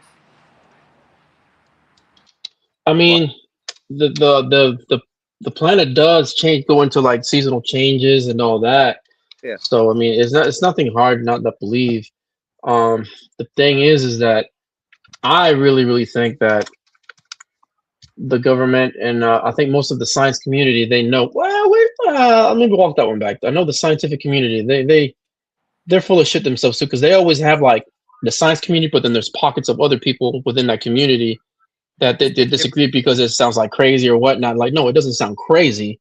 You just don't want to agree with it. Yeah. Go on ahead and do that, Wolfpack. Send that to me. I think I could pull that article up somehow off my computer and do it. But yeah, that guy right before you, bro. He came on here. He was, oh my god, bro. Me and 12th Man were talking about the same thing he was talking about, but he wanted to infer that the Somalians caused it all. The Somalians? Yeah, the Somalians caused the factor that the oil and gas is going up because the Somalians did so much. How do you put it? They did so much fraud here in the United States, so that caused the thing in Hormuz, the conflict in Hormuz to be happening right now. I don't know about all that. We didn't better prepare ourselves or some shit like that and we were giving all this money to Somalians. That's what he brought in. I don't know where that came into the factor of the food prices and the commerce prices that are going up. He just blew up on the wrong tangents. I even banned that nigga. That's the first time I ever had to do that. I ain't want to hear. Call me a stupid ass, pussy ass son of a bitch. I'm like, what for, bro? I'm like, you really come on here with that drama? And you gone quick. Yo. People be on some levels, bro, and I don't know why. I ain't out here spewing no bullshit. The facts I got was from information I researched. It wasn't, me just. Usually I'll come on here and spit some shit, just talk bullshit. But today I brought facts and paper and shit on screen that I could have done, but I wouldn't waste my time with people like that, bro. So it's all right. We're back though. We're here. We're chilling, and yeah, the prices of gas are terrible, bro. Soon to be. They say I'm not saying that it very will be, bad. but they're talking about the average across the United States being upwards of $5 a gallon, bro. $5 a gallon. Yeah, it is. North Carolina is very high. I think we're almost at. I think my diesel pricing. I paid last Saturday. I paid $300 just to fill it all the way up. Mm-hmm. Diesel's what, almost $6? Just 5 something. Yeah. Yep. Yeah. Same here. We're at $4.40 for our gas, and probably about $5.50, 5 something for our diesel around here. Yep. So that's about right. And it's crazy though, because remember back in the day, diesel wasn't expensive. Diesel, you'd have $2 on gas, and diesel would be like $1.10, $1.15. Just as much as we put into the diesel or the diesel engines lately in the United States has been massive. I mean, all the trailers, all the boats, everything that runs off diesel is extraordinary out there, and that's what's really caused for diesel companies or diesel people is that there's so much out there saturating the world with it that diesel's gotten so much more expensive. Yeah. I never thought I'd see that epoxy, honestly. Oh no, because you Never. remember when we were little kids, I know my mom used to give me a 20. Hey, go give it to the gas station lady. Bam, Yep. paid off. Filled full gas. It ain't like that no more. Nope. Well, I mean, that was also something we could do back in the day too. Your parents could send you to the store and get whatever they want. At least I know prior to my time, probably about 10, 15 years prior to that, you know, the parents could send the kid to the store, say, hey, go get me a pack of cigarettes, go get me a beer, and then, you know, bring it home. And the convenience guy store at the store, yeah, no problem. It's for your dad. Here you go. Take it home. You know, Get a lottery ticket. yeah. You get a piece of candy or something on the side there, you know what? Yeah. Used to walk around. My thing was Sprite, and we always grab like a bag of Doritos or whatnot, hit the basketball court, whatever it was. Oh, man, I got rid of Doritos a long time ago, dog. Yeah, that was them when we were kids, though. Like, it was like Yeah. maybe 13 up to like the age of like 16, 17. Dirt. My son just sent me a photo. He gets medical, right? He's got a medical license. He's got one that was something blue, and then this other one, he goes, man, this one stinks just straight like dirt. You know, epoxy. When it comes to flour, that's what I like. Flour? The smelly, flowery ones and the terpene ones out. I want the one that smell and tastes like dirt. What? Bro, they're the strongest ones you'll ever get.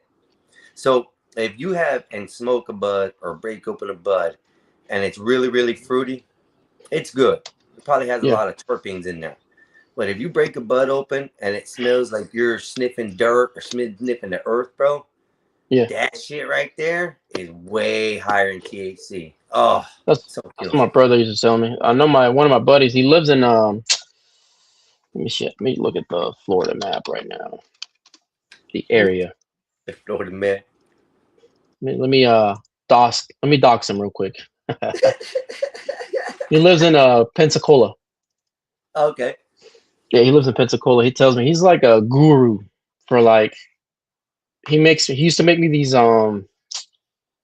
butters, jellies, and candy and stuff for I don't know how he made them, but they were good as hell because I don't like to smoke, and I can't smoke because my lungs react. I'm overreactive. Like I'll look like I'm dying. I'm dying on you, but I'm not. It's just my lungs trying to catch up. And then so that's why he makes me like peanut butters and like candy and stuff like that, just so I can mellow out. And you know what? I found out that is definitely a per person, you know, thing. Yep. Like me, I can't do edibles. Don't care what kind of edibles it is, epoxy. It feels like I get nothing but a speed effect. Like if I just want to get up and do stuff and that's it, no matter what. And I don't like the feeling of that speed effect, almost like if I'm doing coke or, you know, some major drugs like that. I don't really like that off of weed. For me, it's more I want to feel normal, like my mind can think, my brain can go, my body can process, everything like that. That's what I look forward to. And after so many years of just smoking that shit, bro, it's different. Cause I still see young people like they'll take 1 or 2 puffs off the joint and I'm like, I'm done. I'm like, I wish. Yeah, no, I agree. Give me a minute. I'm gonna ask these kids what they want to eat. Yeah, no problem. But as far as edibles, for me, I can't do it. Like, I've even had people give me like 1,000 milligram edibles to try and be like, eat it. I ate them, nothing happens. So it's just very weird. I'm all about the flower myself, if possible. That the flower does more. The way it burns, the way it does. Each one of the cannabinoids actually burn and combust at different temperatures. So that's why a roach looks like it does. It's brown at the very end, dark in the ashes, but as you get closer to your mouth or your lip, it starts to get like a browner color, you know, the resin and stuff. Well, the heats that go over the trichomes and the terpenes actually pre-cook them before the fire makes them combust. which that's what makes the difference on smoking. Vapes and dabs, they only go after one concentrated version of it, where when you have the fiber, you're releasing everything that the plant has. You have not eliminated anything. The only thing you are doing is turning it from a solid to a smoke or a vape, if you want to call it in some sorts, because it vapes it off as it burns it, cooks it, and then burns it. That's just me, my personal assumption. Everybody has something different. I just can't do edibles. That's just me.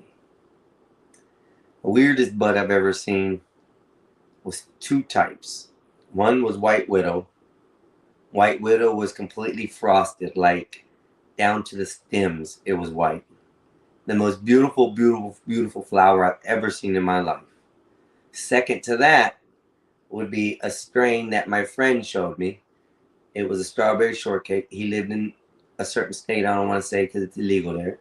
And I lived in Florida, and he sent me a picture of this flower. I'm like, damn, where'd you see that? And he takes me another picture with his hand with the flower. I'm like, oh, hell no. Bro, when I tell you this flower was pink from the flower portion of it down to the stems being like a pinkish red color, was the neatest bud I've ever seen in my life. Neatest bud. Neatest bud. And I know there's many strains. You got Maui Wowie. You got what's the gold one? Thai Gold. You have your OG Kushes. You have, a lot of old strains that they wish they would have kept the same. I wish they would have, but they didn't. They changed them all. You back, Epoxy? Oh yeah. Yeah. So you can't smoke. I've seen people who are allergic to it, even just the smell.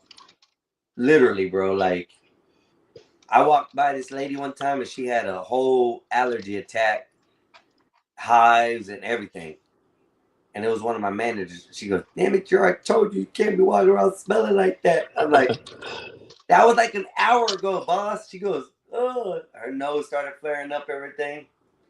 So then back in the day when I was in DeSoto County, I used to do, like transportations and, deliveries and stuff. And I had this one lady ask me, can you get me some horny weed? I'm like, what are you talking about? She goes, man, I had this weed it just made me horny, made me drip everywhere and everything. I'm like, whoa. And this lady was like older. She was like, at that time I was in my 30s and she was like in her 45 to 50 age. And she's freely telling me this shit, bro. Like, I said, mommy, I don't know what kind of weed you got, but if that worked for you, that only works for you. It doesn't work for anybody else. I think that's is that a thing? Yes. Horny goat weed. Did you mean horny goat weed? No, I'm just talking about certain strains actually turning females more erotic and exotic than what they would be. I mean, most drugs do that to women anyway to begin with. Yeah. I haven't heard that with males. Like, I've never heard a male saying, oh man, I smoke the weed, man. All I want to do is smash my old lady for hours. I've never heard that. That's mostly women. All the white women that I've always done work for, look, as bad as it sounds, they were all cokeheads. And they were all trying to smash me so that way they can get out of paying their bill. Oh, they were probably just trying to smash me, to be honest. But I get my payment and get the hell up out of there. Like, nah, I'm good. Give me my money. I'll get up out of here. Yeah, see what you do is you get your payment and then say, look, now that we're done with business, here's my number. That too, but at the same time, it's good. If not, I ain't trying to have nobody come after me. That was my whole thing with that. Most of them were married. Yeah, you don't want I never want to do that. Yeah. Me and Bob were in the discussion. I heard you in the comments saying how bad of a person I am because of that. But, it's okay. It's okay. I can't help it. Bob said that? No, you said we were in the chat. Bob was talking to me on live. About what? You were saying, oh, he's horrible, Bob. He's horrible. You stay away from this guy. Yeah, I was. Yeah, it was. There were jokes. Yeah. Get away from him. Yeah. See, I be reading the chat, bro. I be reading the chat a Yeah. lot. I was love trying to reading the protect chat. Bob's innocent mind from you. Yeah, no, that's all right. I'm gonna take it. Just like he's gonna turn me white, I'm gonna take his innocent mind. Oh man, today was a pretty good day, man. We finally got paid from our government, so that's good. Bills can get paid and all that, and then this job that we because I live in the Charlotte area, National Guard Mhm. in our area by the airport, and man, the government they will give you money for anything. But long story short, this one contract that was there, subcontractor did some work, and hey, it sucks that they had to pay him out, but get the work. Hold up. So that's good for me. That's good Repeat for that me. again. You bugged out for a second. Oh, some subcontractor at the National Guard did some shitty work, Right. and so he got paid his part, but I mean it's good for me. Bad for the taxpayer because now they got to pay me triple, quadruple the amount to fix his work. Wow. So it's a good day. Good day. Good. Today is a good day. Starting Well, to that's be off a good. good one. I need Congratulations. one of those. I need one of those because the last 3 months have been shit. Yeah, I know. You've been telling me about it. This person's been like this and that. They want to change it all up. You're like, lying. Yeah. I'm walking away. I think you told me about 3 jobs you walked away with this past Yep. month. Yep. And then it is what it is, though. Can't do nothing about it. But look what happens. You land something like this. The day's better. The pay was better. And you get to move on forward. You don't have to worry about that drama with that last situation. So, that's a positive. And then I like when contractors they threaten me with the we'll sue you for damages if we have to hire somebody else to fix it. It's like, bitch, I didn't take no money from you to begin with. And that's what allows you to win a lot of the cases. I didn't take no money. I'm actually out on parts, materials, and stuff, and I'm walking away from the job. So they really can't sue you if you haven't taken anything. Right. Yep. I didn't take anything. I didn't take no money. So it is what it is. I mean, I really don't care. There's no way to turn it around on them and say, look, hey, I could sue you for the materials. I mean, that I pay for my materials. You know what I mean? It's one of those where I saw the email in the morning. I was like, yeah, whatever. Like, I know, dude. Like, look, I'll tell you this: not all contractors are that way, but some of them are good. But if then some of the good ones are the ones that tell you, look, we screwed up. They didn't want this. We told you the wrong thing. We didn't do our part. We didn't do our due diligence. Can you repair it and tell us how much, and then we'll add it on? No, not certain ones. I give you one chance. I'm like, okay, I got you. Second time, there's only 2 times for me because it gets very costly. So I was like, this is a habit now. This is a habit, and this is a pattern. So I walk away. Yeah, you don't want to be fixing anybody else's work in the first place with anything to do with that, especially any kind of hateful situation, because they bring you in. Now the customer is actually looking at, well, this is one of his people, and that just looks bad on you, I think. Taking other people's work on, unless it's a fresh start for you, like you don't know nobody in the business that did it, anything that you're a new person that's coming to do the work. Yeah, new contractor. Yeah, and nothing mentioned about what was done before, and it has nothing to do with you. Okay, take the job, charge it for what it's worth. You gotta fix somebody else's shit. That's good, but yeah, I would never work for a contractor who say, "Hey, these people messed it up. I need you to fix it up." And that's not worth the job at all. Yeah.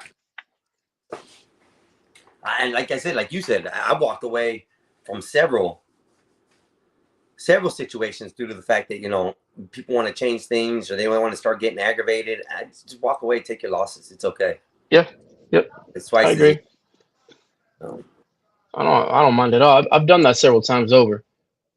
I just don't like it when it gets to a point to where, okay, now I'm being like, I feel like I'm being chained to the job site and that I can't go until certain things are met. And I was like, that's when I walk away because now it's just a stress. I just don't like it. I don't like being put in the situations. My workers, whoever's working for me, whoever I sub out to do the work. I've even had subcontractors when they call me, hey, Juan, look, I like working for you, man, but like the clients here, man, they're doing this. It's overly, it's stressing me out. I can't do this. Now they're just hovering over me, watching me. It's like, leave.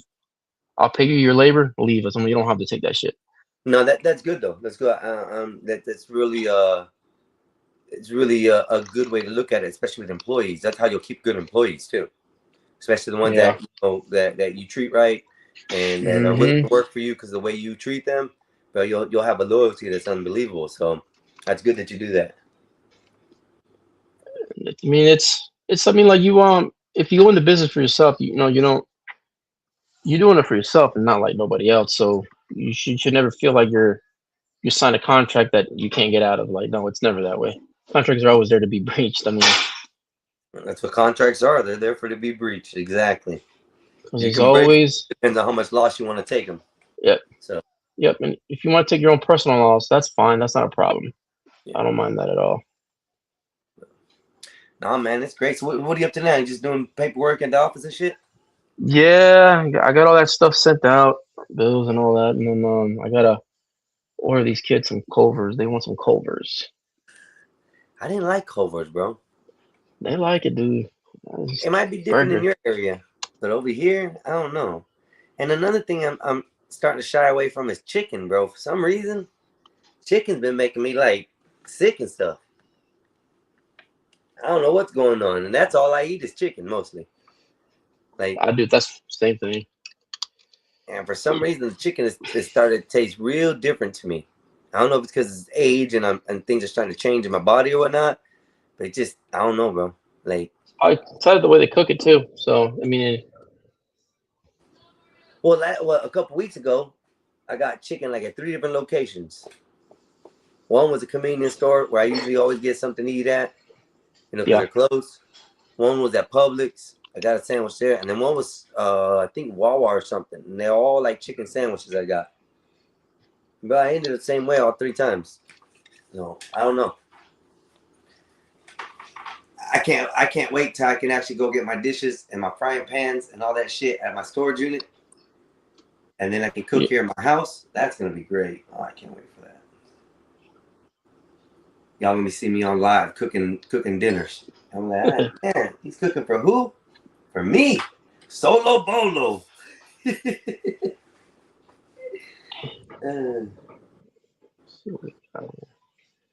where's your brother at, man? He might be on the road somewhere. He was in Jacksonville yesterday, from what I understand. He was visiting Tina. Mm-hmm. So he may be on the road coming back, or they may be doing something. I don't know.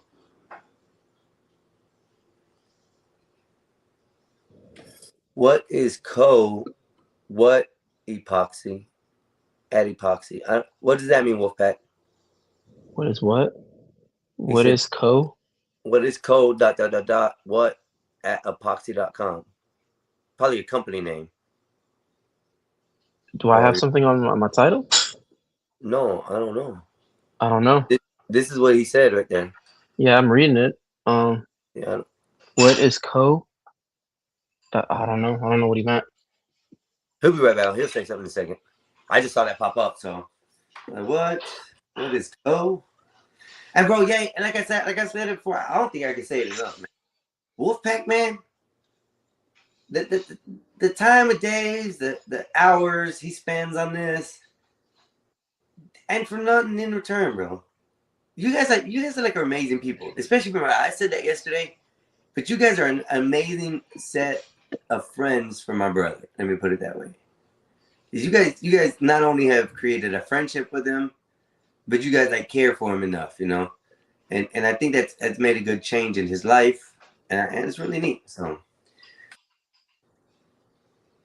Dude, it's crazy how you meet those people later in life, right? yeah. It's never in the beginning. They ain't even your blood. Yeah. That's how it always is, man. That's one thing I found at Epoxy.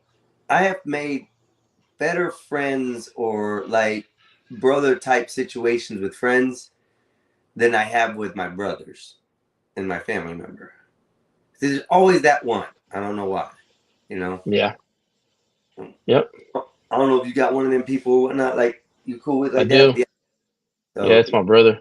Yeah. It's my brother. Like crazy. I have 2 other friends that are that way, but they have their families. They like we live like miles out, good distance. And then one other good friend, he ended up getting schizophrenia, and so he went a little downhill on that. Not much communication with him, but I always see him every now and then. And one of my other friends, he's a really good friend. He's from New York. His name is KJ, like a brother. And then my main brother. We never argue about money. We never argue about what you owe, this and this and that. We always say off each other's back. Like it's him. That's a cool bond to have like that. I mean, me and my But we brother bump heads. were stupid We bump shit. heads, but we have each other's back. Yep, just like you and your brother. Yep. Yeah, just like that. But hey, Wolfpack, he was talking about Culver's. He was gonna get the kids Culver's. Yeah, Yep. Culver's for lunch, and that's how we got into discussion of chicken's not really what it is lately. I don't know, just not. I don't know. These kids are crazy, man. She wants like a concrete mixer, like I guess like a shake with Okay. like cheesecake pieces and like salted caramel, man. You know? My teeth. Cheesecake is where you got me. I can't stand cheesecake. Cheesecake is so nasty. Oh man, I'm telling you, man, my teeth are hurting when I hear the caramel. Like, Oh, no, my teeth still got like coffee. That's how I heard caramel. Next thing I heard is coffee. Man, Caramel kids, coffee. Yeah. they like some crazy stuff, man. Man, they're good kids though, man. They ain't like they're shitty kids. And it's based on your parenting, right? Like that's how their behavior, I guess you want to call it. And, Wolfpack says, for us, family doesn't have to be blood. We spent so much time with our work family, and we are so grateful to have them. Have met some special friends and people on here. We want to see all of you succeed. Thank you, Wolfpack. Thank you. Thank you. It means a lot, homie. Like I said, you guys give a lot of love, though. I don't know. This is, and my brother, it's definitely different to see him this way. Let me put it that way. Is it good different? Yeah, Epoxy, when he got out of prison, I made sure that he wasn't going back to our hometown. So I brought him over here where we were. Right. And if it wasn't for him coming over here and everything happening over here, whatnot, he wouldn't have met Tina. True. I mean, the only thing I wish that wouldn't have happened is him getting shot, but I think it's changed him a little on that, and then finally meeting y'all out here. Yeah, man, it's a different look for my brother. Totally different look. Like, Poxy, you want to talk about the hangout spot? Hangout spot was on a porch on somebody's house that had all kinds of junk on there. And the dude he was hanging out probably either selling dope or getting drunk and absolutely like no movement forward in life, right? That's my brother's used to be hangout spots. That sounds about right. I used to come like, yo, bro, where you at? And he bagged up. I'm over here in the spot, man. Come over here. I go over and it's this porch that has chairs and a whole bunch of clutter on it. And it's like, you hanging out here, bro? And, yeah, all day long, getting drunk, type shit. But yeah, just see him out of that. Like I said, that's what I see different. That's what I see as a good thing. Like, he's met all y'all. Yep. Y'all all have a great following over there in the Gospel of Bob. But, and then not only that, now people out in the real world are actually liking this motherfucker, bro. It's like, wow. Wow. So, definitely something different. Oh, man. Give me a minute. Yes, sir. Culver's. It is food. Never heard of it. It's a restaurant. It's a chicken restaurant sort of type deal. They do chicken sandwiches. They do other. Let me pull up the menu for you. Hold on. Poxy probably knows it by heart, but he's a little busy right now. Hold on. Let me get over to look at it. It's a burger joint. Is it like burgers as well? Yeah. It is. Yeah, it's like it. It's like that. Yep. Just like they recently came into the area. For us too. Like we we've only had like a couple restaurants the last couple years.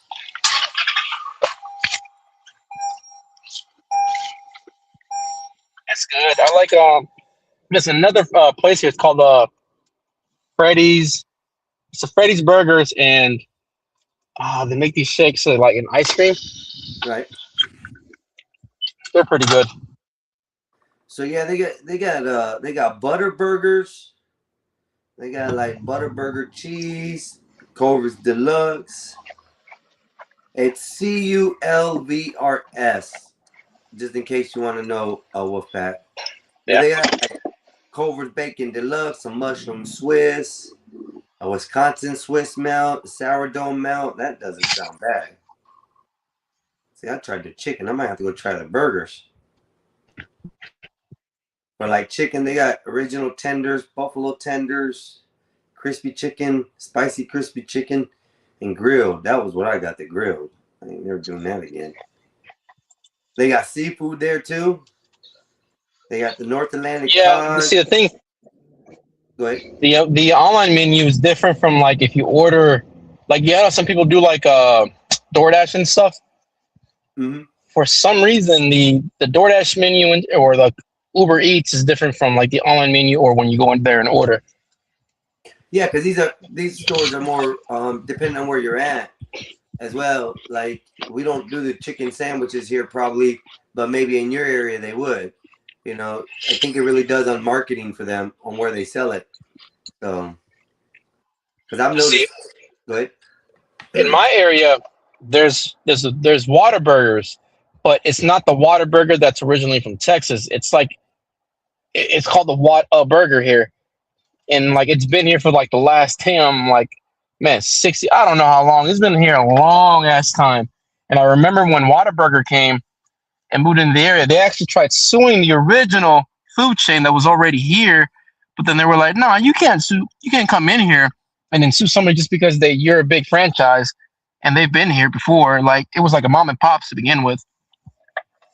But that You are right. It is Whataburger. Yep. I thought it was Whataburger, like the word water. No. That's messed up. Yep. See, we have a Whataburger here also, but it was originally here like long ass time ago, before like the franchise came here to Charlotte, and I think a couple other places. So if you Google Whataburger, original burger place in North Carolina, places like Kannapolis, Mooresville, and stuff like that will pop up. And I don't know how long they've been here, but man, those places. Oh, when I remember when I was a teenager, I always had like court, like for a speeding ticket or whatever. Right. And like I would always eat breakfast in the morning or right after like my the speeding ticket or whatever. Where'd you say that was at? Whataburger where? Type in Kannapolis, North Carolina.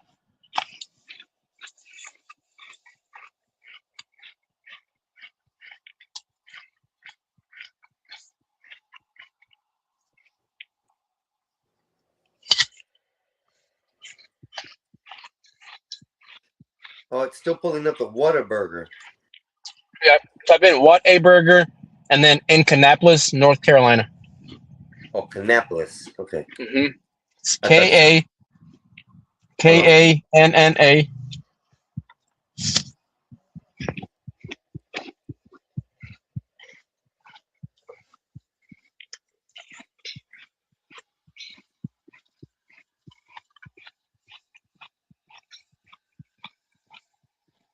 See, I got a green mushroom type deal. Huh? Yeah, that's definitely different. That's this one. See, look at it. Whataburger. That's it. Yeah. Yeah, that's the old one. I think it's updated now. Let me see how long they've been out. Testimonials, reviews. Yeah, man, it's got a history. A lot of the restaurants, man, in your local areas that are really old, they got a lot of history behind them. Like they've either had like sit-ins, marches. Man, they've got history. Oh yeah, they do. They do. But see, that's what I like to go to. I like to go after those. All right, Wolfpack, we'll see you soon. I like to go after those mom and pop shops to eat at. Mm-hmm. Those are my best because those have more home style meals versus restaurant full of shit meals. That's Right. all I can say. I'm just Yep. It's feel good food. Like I much rather spend my money there and support the local. yeah. I'm like Mhm. that way too when it comes to that. Like there's a little restaurant right around the corner here. It's called the Yep. Palomas, and it's what it is. It's a convenience store, Spanish convenience store. But in those convenience Convenient. Spanish convenience stores, I'm getting touched with it. In the back corner, they always have the stove, the cooking, all Yep. that, the food. Bro, Oh yeah. some of the best tacos I can get around. Yep. Authentic. Yep. Authentic. And that's what I like, authentic. Like the mom's cooking, the grandma's cooking back Yep. there. Yeah, I want to eat that. See, I like enchiladas and like stuffed bell peppers, the chile rellenos. Uh-huh. And my brother, man, he loves tortas, like tortas, man. That's his thing. Like the cow tongue lengua, he likes that. Oh, I And love that, bro. and then buche, the buche meat. The bullshit? Buche, Bullshit. tacos de buche, tacos de lengua. And then Okay, gotcha, yeah. gotcha. Yeah, but the buche meat, yep. It's just another like, well, I think it's pork. I'm pretty sure it's pork. Yeah, that's pork, but it's a certain part of the pork. I think it is. Yep. But yeah, it's like they use everything on the cow, bro. Yeah. Like I've been in those places where they've done the whole head cooked. Yeah, they just steam it and cook it and put it in that that soup. It's Yep. like a soup. It's like a marinated soup that just dip it in. Yep. Oh, it's delicious, dude, So man. good, bro. See, that's what some of my friends when they eat Mexican food, man. It's like, look, we're from Durango, and then the town that we're from, we cook all our Mexican food different. You go to the next town, they cook it different. Yep. Where you guys are from, you guys have big portion plates, like you have huge plates. Yep. And it's just different, man. It's like there's nothing like in the world like Mexican food. Everybody loves Mexican food. The only type of Mexican food I don't like Right. is restaurant uppity style, Same. where they take like the enchilada, not the enchilada, the burritos, and they soak them with all the sauces and stuff. Yep. And I those agree. are the ones I don't like. Because I agree. what they try to do is take something that was simple and make it like a culinary masterpiece, and it doesn't always. It's like a quick thing. Yep. And then it's I know Mexicans, we do it too. It's like it's more prepared for the white people, Americans, and I know that's the thing. Because even restaurants will tell you, it's like, nah, like you came to the wrong place. It's like, this is more catered toward the American quick, like it's almost like a quick type of food. Like that's why Americans love arroz con pollo. Yep. Like they love it, and with the cream cheese on it, it's good, it's delicious. But like I'm like, let me much rather spend $12 on something else. I can make that shit at home. What I like that is not Mexican is it's Cuban more. It's the black beans and rice with the onions on it. Oh yeah. Put a dollop of sour cream on that bitch. Yep. Oh, right with the Cuban, Man. A real Cuban sandwich with pulled pork and all. Yeah. El cubano or whatever they call it. We have 2 restaurants here in our area that actually do authentic Cubans, and when they do that, they have the rice con arroz y frijoles, the black beans and rice. Bro, I kill it every time, bro. And I like the little plantains. Oh, I can't do plantains. No, I love the plantains with the rice and the beans. I have to have it. I can't eat that. It's No, the texture for me. the texture. I can see why. That texture is gooey and slimy when I can't do it. I can see why, but I like mine. I like mine when they're fried. Like when they fry them, I don't mind that because it's like. But I have to have it with like a side dish. I can't just have them and just straight up eat them like that. Now I've eaten them in like mixes, like where they chopped it up and made it in mixes. That's not bad, but that's not something I can do by itself. Yep, same. Yeah. I agree. But man, they're the main reason I go to Cuban places is because of their shakes. I like their shakes. Like they make their licuados like all organic, whatever. Like whatever you do pineapple, it's gonna be pineapple. Yeah, it's gonna be real pineapple. Yep. Yeah. But see, that's what I like about the Mexican street guys. The ones with the fruit cups. Yeah. You ever had a fruit cup? Oh yeah. Limon and todo eso? Oh, Yeah. That's so good. So good. Is that I think the Dallas Cowboys, I think they have their own. Yeah. They have a lady that they have on site for like their practices in the preseason. I forgot who it was, but like I remember seeing it like on Univision, and like the lady was out there doing her thing. Oh, so she's making them fruit cups while they're out there working Yeah. and sweating. Yeah, that's dope right there, bro. Yep. They have her like I guess they just paid her to cater, and then like she They just kept her- pulls up and then feeds them their cups. No, bro, that's money right there. Yeah. Especially superstars charge their ass. Yeah. Upsell the shit out of that. I remember you hear the story about Dak Prescott, like how he called off the marriage of that Mexican girl. I don't blame him. I don't blame his ass. He didn't want to sign the prenup because the lawyer brought it up when they were about to, like, I guess it was the week of. Yeah. I was like, nah, like, you know what? Don't do it. Don't do it. Don't do it. Don't do it. Don't do it. Don't do it. Don't do it at all. I agree with it, man. Like, I don't give a damn who they are, where they're from. If you're attracted, even that goes even for women too. I don't care what you're attracted, whatever it may be, you're trying to protect. Hey, listen, Trying to protect. you're breaking. Don't in do now. it. If they don't sign that prenup, don't do it. Don't do it. I believe you on that. You hear me now?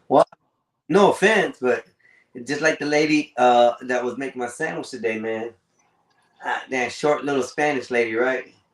And she grabbed that knife, cleaned the table up, grabbed the papers on, and just put that knife and shh. I'm like, see, that's why I don't date Spanish women. Right there. The way she cleaned that knife off, bro. No, Yeah. no. I'm scared of Spanish women with knives the most. I don't care a black chick. A black chick's gonna threaten you and say this and that, but you ain't seen it from a Spanish chick, bro. It's just coming. Yeah. No. Mean women, bro. Like they're not so much mean. It's so much when they get triggered and they have a mindset that they're gonna do something. Nothing's gonna stop them until they do it. You ain't lying. You ain't nothing gonna stop. I'm telling you, man. I remember the ex-wife. Spanish women. Ex-wife threatened me with everything. I knew she was gonna follow through. I was like, oh, here we go. Oh no. Foxy said, hell no. It's all right. I'm out. Yeah, I still gotta get divorced. I still gotta get my divorce done, settled. The reason I didn't do it because my daughter just turned 18 and they wanted us to go through all kinds of courses and classes and parenting. And when we did it, we were already like 5-6 years separated. And we ain't doing this shit. We'll just wait till she's 18 and then go there. So that's one of my next steps this year. Get divorced. you still ain't got that girl to sign that divorce paper, man. No, but that's what I was telling you. We couldn't because my daughter was under the age of 18. Okay. And with our systems down here in Florida, or the area we were at, they wanted us to take counseling courses, family courses, children protecting course, all these like 5-6 different courses just to get a paper signed to say we are no longer together. But it all had to do with whether child support was going to be involved, with this and that. And I was like, Nate doesn't have to deal with that because we can sign agreements, that we don't have to deal with child support. We just want the divorce. They're like, no, you guys are young. You guys like, whatever, bro. So we just let it go. And we still money. got to do it. This money, lawyers trying to pit y'all against each other for money so that way they can prolong it. The more they prolong it. It was a court system. The court system wanted us to take the classes and stuff. We were okay with not having. We just wanted the divorce. But since there was a child involved in the state of Florida, you have to take classes now before that divorce can be signed. So when you want to get divorced, they give you the parenting classes first, the children's classes and all that, and then co-parenting classes they wanted us to do. And we're like, we can do it without all that. Yeah, and it's better that way, man, because it's easier on the kid. Well, I think once the kids are in the system, it's pretty much over for them to even then it's hard. I agree, bro. I agree with that. So, I mean, anytime you can adjudicate or do anything outside of the court system, or you don't have to worry about the court being involved, very minimal. I think that's the best. But a lot of parents can't do that. They hold so much hatred in their heart, and resentment for the other person, and no matter what they try to agree on, it's never going to be right. So, and it really sucks. 2, I personally don't think if the man is in the home, the man is taking care of the bills, whatever personal issues Right. those two have should not affect the living of the Right. child. So if the woman wants to leave the relationship, she's done. I don't think the kid should be taken out of that safe home unless there's danger to the kids. I don't believe any kid should be taken out of the home they live in, because the mother now Right. either has to go find a place, go stay with somebody, get a job, do all these things, which naturally or regularly makes them unfit to be a parent, right? They don't have none of these things, but yet they're the first ones to get custody of the children. Yep. I wish they would change that. Well, even if they change that, Einstein, it's that judge, man. It's the based on the judge, who you get, who you have, what their views are. And I know they have to go based off of law instead of views, but you don't like, come on, man. Like, if you have like a judge up there, they're most likely gonna go side with the woman, which Yeah. at a lot of times, and I'm not saying like, I think majority of times the kids are usually better off with the kid. The kids are usually off with the mom. If it's a case where, I guess, like, you want to call it an abusive case, if like the dad's just a piece of shit, I do understand that. But you have to take both sides into consideration, because there's like stories over where the kids are placed with certain parents, certain relatives that is not healthy or safe at all. They don't do their part as well, either the courts. So Well, that's one thing. That's what I was saying earlier with the factor that if there is a circumstance where there's some kind of abuse or something, Right. yeah, I can see that. But a lot of these women leave the relationship because they were cheated on. It ain't even a physical abuse. Right. It's emotional abuse to them. And they don't no longer want to be there, or don't know how to correct the situation because it's too far gone. Like, if it's like a relationship thing where like the two parents didn't get along, or one cheated or one or the other, and it has nothing to do with a kid, you cannot, you as a woman can't stand there and use the kid. Well, the kid's gonna, I'm taking your kid away from me because you cheated on me. It's like, look, that kid had nothing to do with the cheating. He cheated on you. Like, that kid ain't, what does the kid have to do with anything? Well, my concern with that the most is not even have to do as far as like the child and what it had to do with the child. My thing is the security, the knowing that this child is going to be able to sleep in its own bed, not being taken out of the house at midnight, 1, 2 o'clock. Right. We didn't get along. If you don't want to be in this relationship, and whatever, you caught me cheating, that doesn't mean my son has to leave the house and go with you when you have no job, you have no way to go, you have nothing. Now, you want to stay here a month or two, get yourself set up, and we just go from there. You want to take the kids, and I know that they go into a house that's safe, that's your house, not your mama's house, not your aunt's house, not your uncle's house, not your friend's house. We don't know what situations are going to happen there, especially with me. That's the way I think. I don't care family or not. People, as we said earlier, or yesterday, are evil. People do have evil tendencies. So even family members have been known to, be or do bad things, So why do I want my child knowing that it's been safe here in this house, leaving with you, not knowing where you're even going to go? Right. So, Go ahead. No, I agree with you. I'm agreeing with you. Everything you're saying, I'm saying right. Yeah. But that's the problem, though, man. It's just, and that's where I think the court systems mess up. I really think the court systems mess up right there. Well, that's what we're like. It goes back to the thing we were talking about, the Mexican restaurant. You don't like you and I don't like how certain foods are prepared, because they're either prepared quick or they're downsized in quality and taste, just for the American people to get it through. And I feel like that's how it is with the court systems for family court, that is sped through to go ahead and get them in the system, get their names, get their information, money, whatever.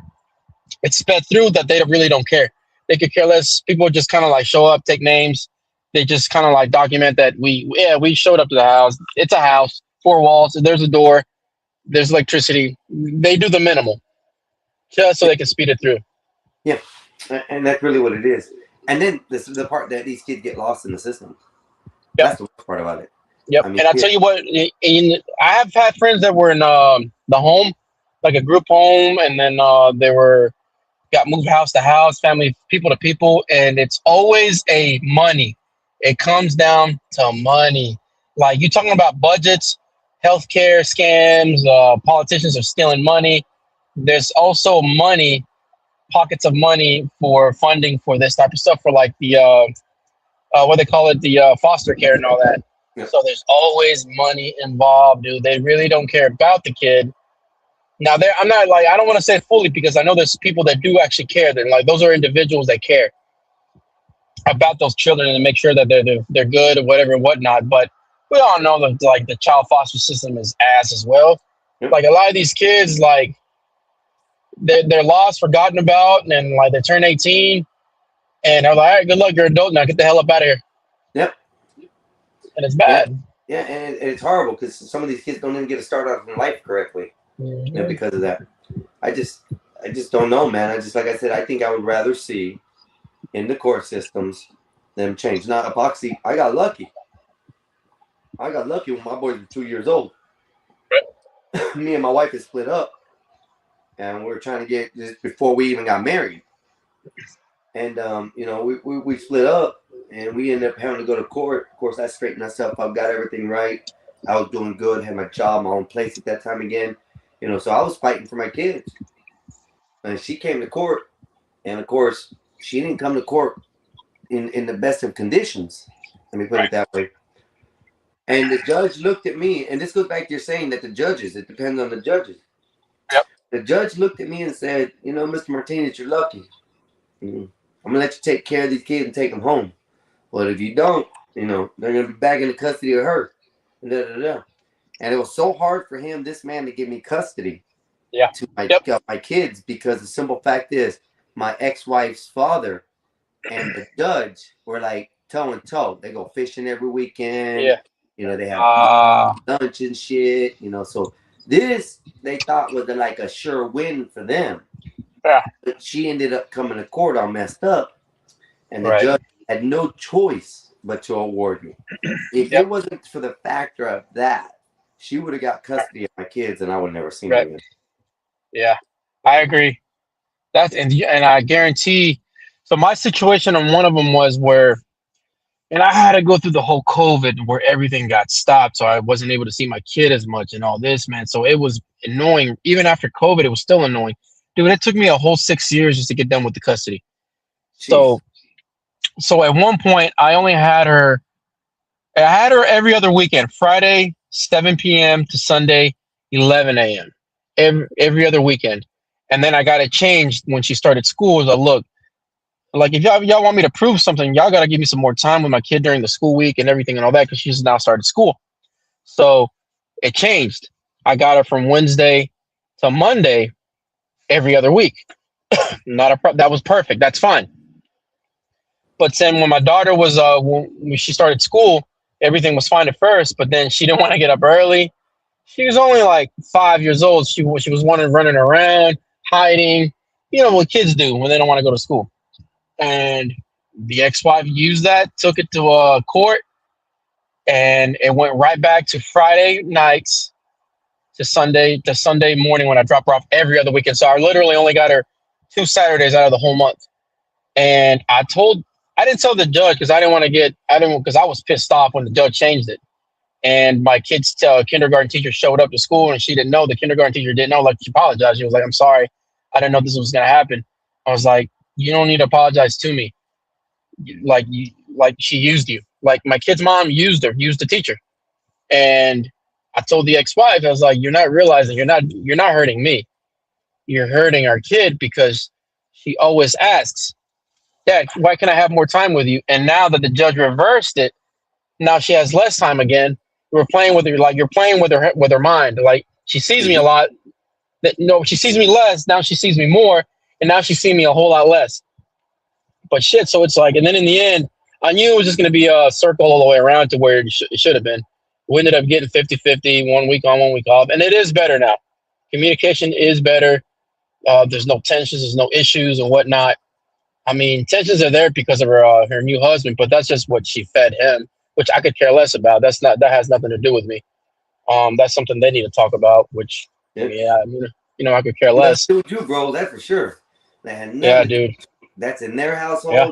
Their problem. Yep. That's their animosity or whatever it is. That's all them. Yeah.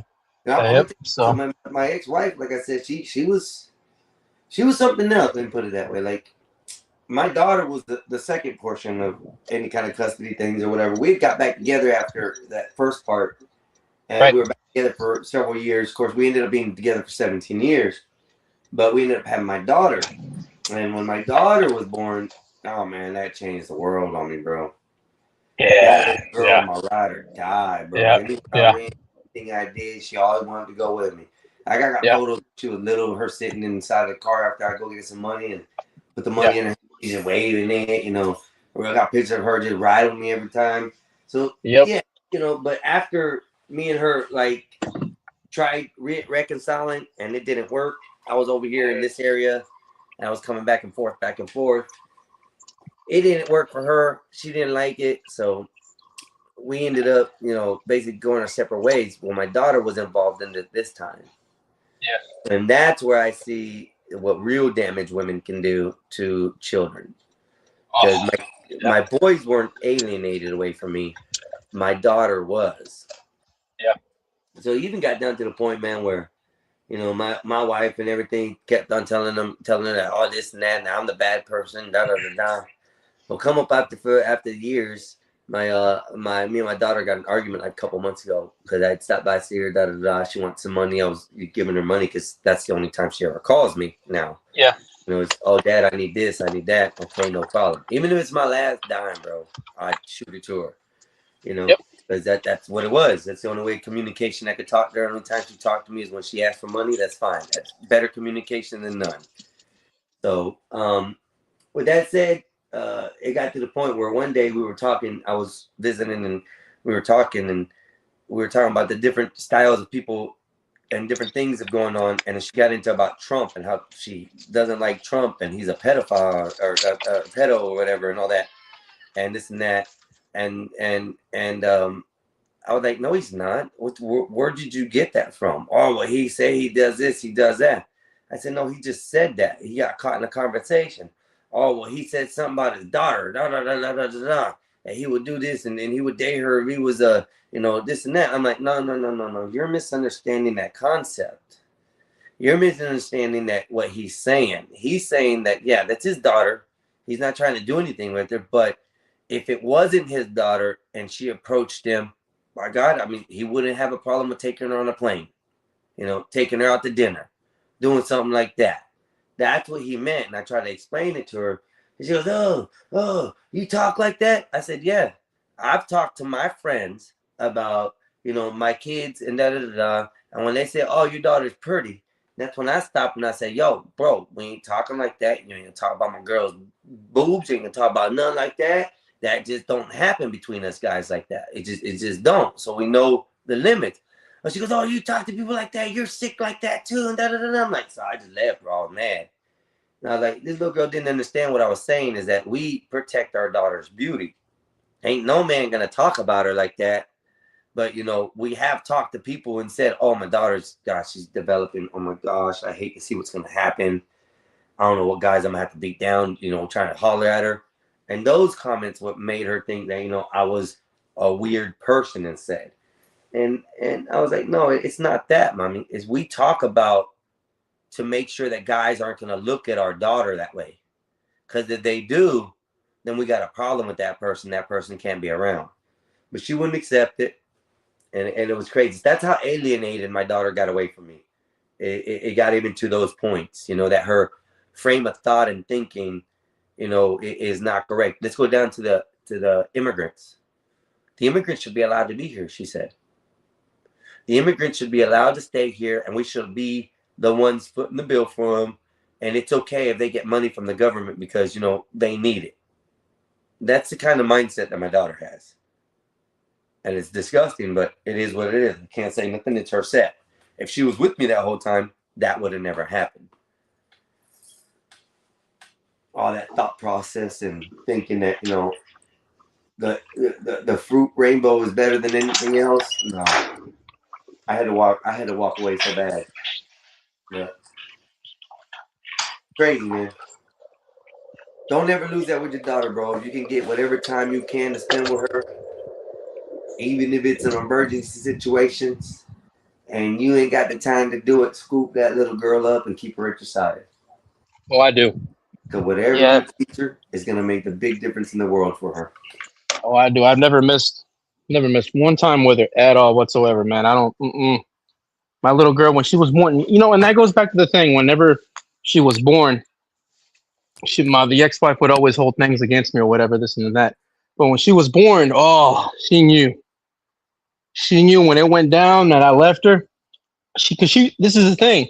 She's the type of person that whenever she gets pissed and triggered, she doesn't care who's around or what's around. She's gonna go straight to whatever it's in her mind. And she told me, it's like, Juan, I know how to fuck with you to make sure the system was like, oh shit. When I heard that, I was like, oh fuck.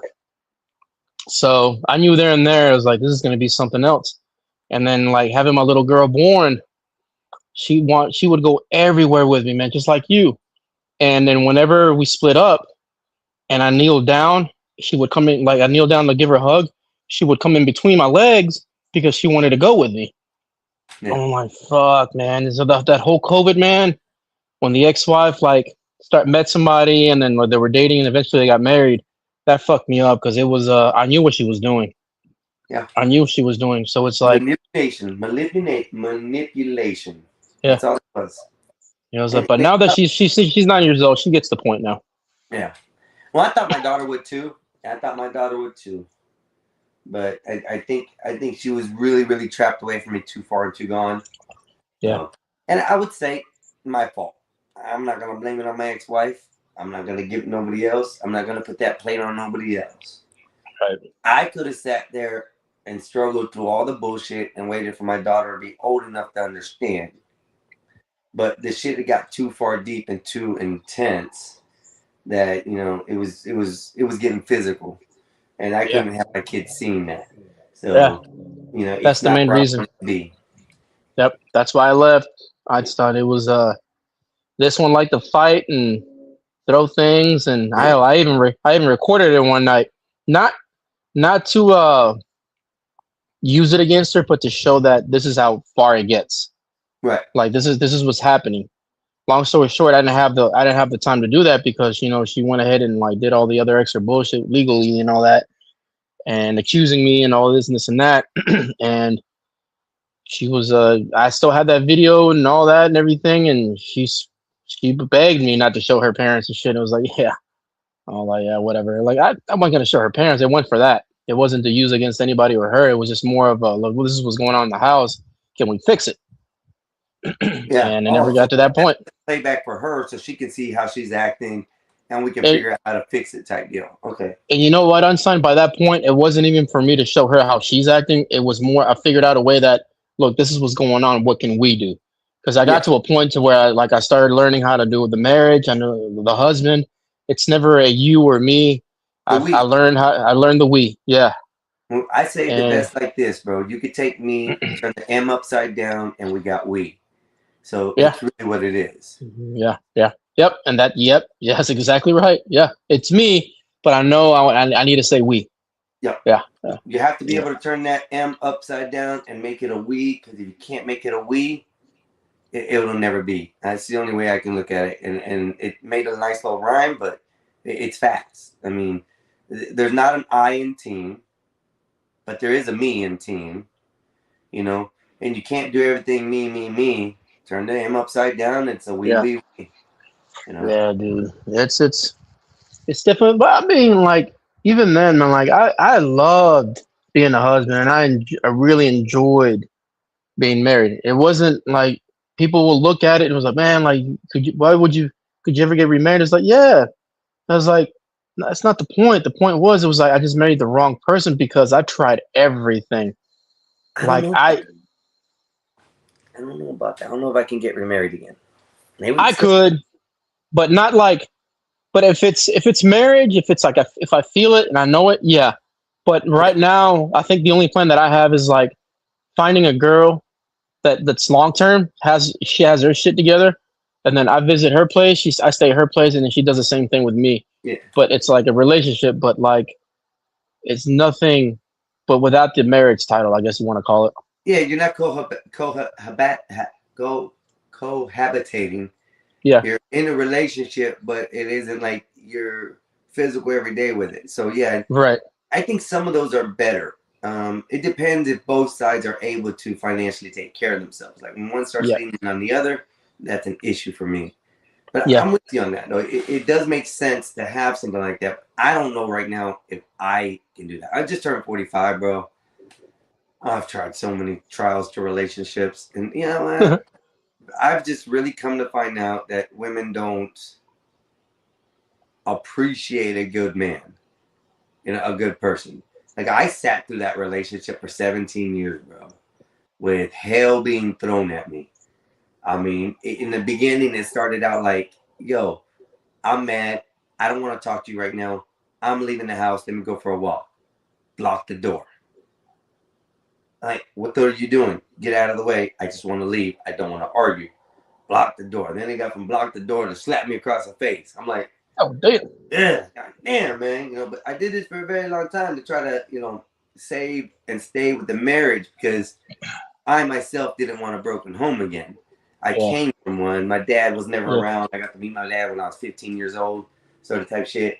But I didn't have that opportunity. So that's why I started out young at 19. I wanted a family. I was a father type, man type. I had a job. I had a house. I had everything I needed to complete the family lifestyle. And it wasn't good enough for her. Just wasn't. Right. Yep. See, mine was similar to it, but it was just the opposite. It was more her character. It was just her. She had her own insecurities that she didn't want to work on, but they weren't insecurities. They were just things that plagued her mind. It was things that she let get out of control in her mind. I don't want to call her crazy or nothing. It was just one of those things that she couldn't control her emotions, and those emotions turned into action, and it turned into words. And then you know what? It wasn't just me at home. It was more. I noticed the way she talked and how she would like socially communicate with other people.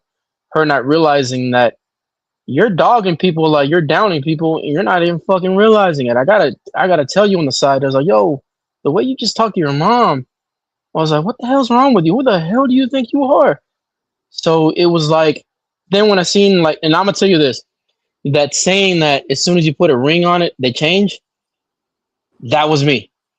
First day, we got married, we have celebrated, but then the next day when we moved into our place, fucking first day, like Einstein was like, oh shit.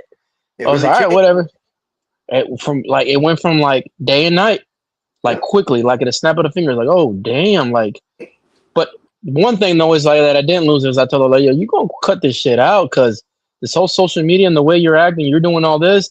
That's when this marriage ain't gonna last a long time. And I told her, and I told my mom this. I was like, look, the social media. And I told her mom this too. I was like, the social media, friends involved, and all this, and you guys getting involved because I know her mom didn't like how when she got involved, but it wasn't her that getting involved. It was more because her daughter didn't know how to shut the hell up and didn't know how to. She didn't know how to shut the hell up. It was more if she didn't know how to shut her mind out and like realize what she's doing is very toxic and is bad and unhealthy. And then like she just didn't know how to turn that off. And it was more of everybody else's fault except hers. The victim, she was wronged. And I told her several times, it's like social media, your friends, anything outside this house that interrupts this house is a problem. So I was like, because the best way I've always explained it to her, like, look, we got this house. This was our plant. We got to feed it, but you also got to talk to it in the way you react to a plant. If you're a toxic person and you're around a plant, that plant usually dies. Yeah. It's like, it's weird, but that's how it goes. If you're cussing at it and like you're being negative in front of the plant, but it's still getting its sun, it's still not gonna nourish like how it's supposed to. So that's how like any marriage, any home, man. Like if you don't nourish it, feed it right, the right soil, everything, it ain't gonna grow good. It's not gonna grow into a family tree, and then you gotta tend to it for it to flourish. You can't just throw it in the ground and say it's okay, grow. It just doesn't happen. Oh yeah, man. Yeah, man, I'm with you, man. And like I said, but I do really think that fathers should be able to get a lot better action into that. And I faulted on them the most because a lot of them put other priorities in front of these situations. So let's say Right. like you're going to court. Oh, I couldn't make it to court because I had a big contract to deal with. Well, but then your contract was more important than your child. So now your ex-wife gets the child. You know, those type of situations. You know, I just don't see it. There are guys that can get custody out there if they do it the right way, and they've been doing it the right way. It's plausible and very, very, pliable out there to get a nice lawyer that'll cover that. But it's very hard. It's very hard for us men to have to be able to get custody of our kids, and that to me really sucks. Well, Poxy, we got about probably maybe 18 more minutes. I'm gonna run it because it's been quiet. I'm gonna let you get back to work here in a little bit. We still got, like I said, another 20 minutes almost, so another 15 minutes. Okay. I'm gonna close it off about 4 hours, so that's close to 5 o'clock. So I don't know if anybody's gonna be popping up tonight. If not, I'm gonna It's be Monday, bro. It's back. Monday. Yeah. It's 6:30 Monday. is when everybody pops on after. Yeah. So, yep. Shit, man. But Go ahead. now I was just gonna ask, like, man, is there like any big news other than like the Iran? Because I know, Go ahead. I know Iran. What was it? America attacked one of Iran's oil tankers, Mm-hmm. and I know Iran said that they were going to retaliate. And I see a lot of like, and I hear some of my friends talking about like, yeah, them and what army. I was like, I don't think that's the fucking point. They don't clearly, of course, they don't have the army. Any damage that they do to us, we feel it at home, and it's so much that you have Iran. Iran is like the local dope fiend. He's just running around doing crazy shit. Yeah. I was like, you're gonna kick his ass no matter what. But the point is yeah, it's the damage that he does temporarily. That's the bad part. Because I mean that's the whole thing that I'm getting at. And like, honestly, Einstein, this is not gonna go away. It's not going to, because they don't play. We have a rule book. They don't have a rule book. We follow rules and lines and abide by them. We attack. We blow up them. Cameras are in America. Oh, look what they did. We can't believe it. And then shit has to happen. Iran does it, or one of their terrorist group does it.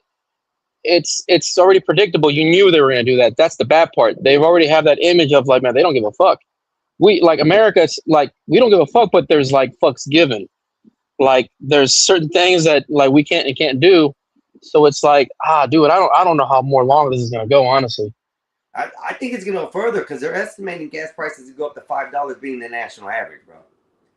Do you think that if it gets out of hand, do you think the people here are going to start to be like, all right, look, y'all said this was going to be wrapped up pretty quick, and they're not giving a fuck, and they're not doing shit, and then we spent all this money and this was all done for Israel, right? And Israel don't give a fuck as long as they're getting what they're getting done, right? And where they're getting out of it. Like, so we honestly went in there for somebody to do dirty work for somebody. Is like, do you think at some point like the American people are going to be like, all right, look, what's going on? Like, we're not really trashing you right now. Like, I guess I'm talking about the Trump's like his group of people, or whatnot. But like, hey, look, we still rock with you, but like, hey, what's going on? Like, this was supposed to be fixed a couple months ago. Yeah, and he thought he had it, but I think right now what I had on ChatGPT today that I pulled up this morning was that the fact that they are right now at some kind of a standstill with it right now. So there's no firing or nothing as of this morning when I pulled up the reports. Right. But it doesn't matter which way it goes, whether Trump is doing a bad presidency or whatnot. This is really all about crude oil. It's right. All about that. And with the Straits of Hormuz being choked off the way it is, I think I read it was 41 or 51% of our crude oil in the world goes through there. So that's choking not just us off, that's choking other countries off. My problem is when the actual dollar amount reaches $5 a gallon.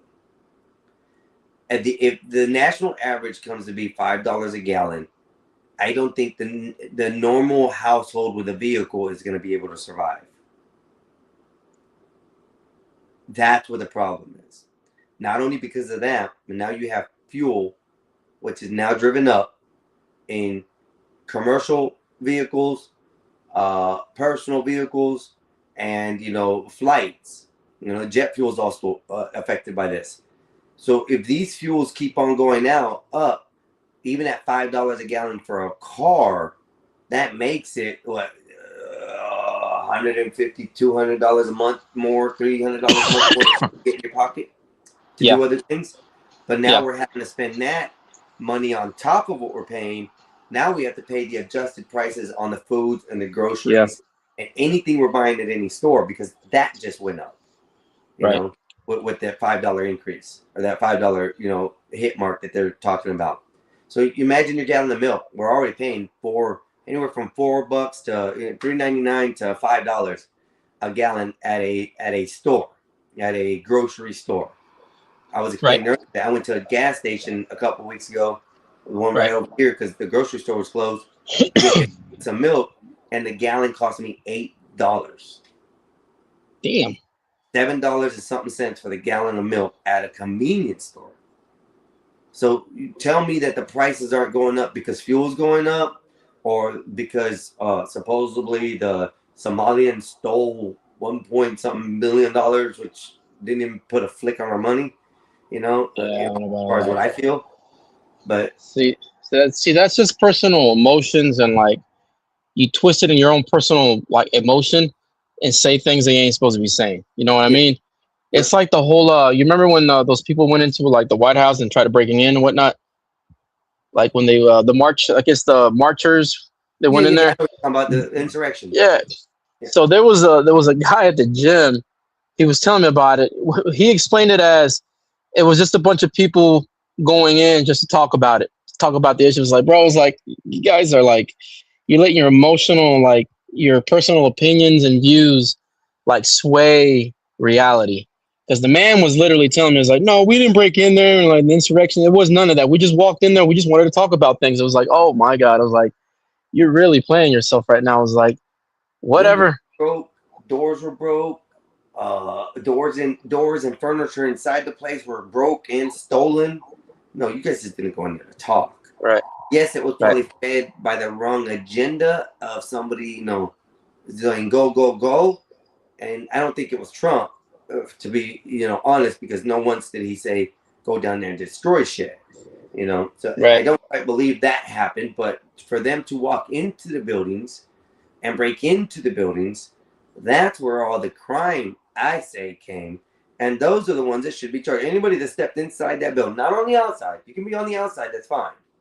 But if you stepped inside that building at all, you broke and entered. Yeah. You broke the doors down, you broke the windows out, and you crawled in there. You weren't there to talk. I mean, hell, we had that Florida guy take the pulpit, the vestibule thing, the stand. Right. He got it all the way down here in Florida. Shit. He was the famous guy that was carrying the pulpit thing out on his back or whatever. And he brought it all the way down to Florida, bro. Yeah. Yeah. Yep. Of course, they arrested his ass. What's up, big dog? What's up? How you doing? I'm gonna drop the link for you if you want to come up, big dog. Or badass. Big dog, yeah, big. I get them confused. Both those two I get confused. Badass and big dog. Until I hear them speak. It's just the names.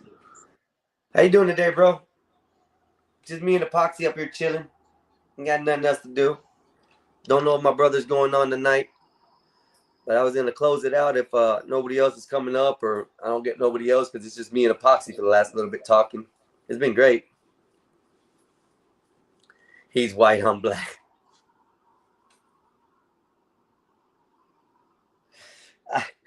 The dog is black. That's what I got to remember. The dog, the big dog. Big dog, my homie. Badass? That's just a country white boy. Badass. Okay, I got you. Sounds like a Michael Jackson song. Oh, lordy, lordy, lord. I miss that, man. You guys are awesome. How's your day been going today, sir? It's Monday. Go ahead. It's Monday, bro. It's Monday. I know, it just started. Shit goes by quick, man. You don't realize it. Like when we were talking about family, the custody and all this, dude, I'm telling you, like, time does heal everything. Like whatever situation that you're in or whatever it is, Give it some time, it heals it, dude.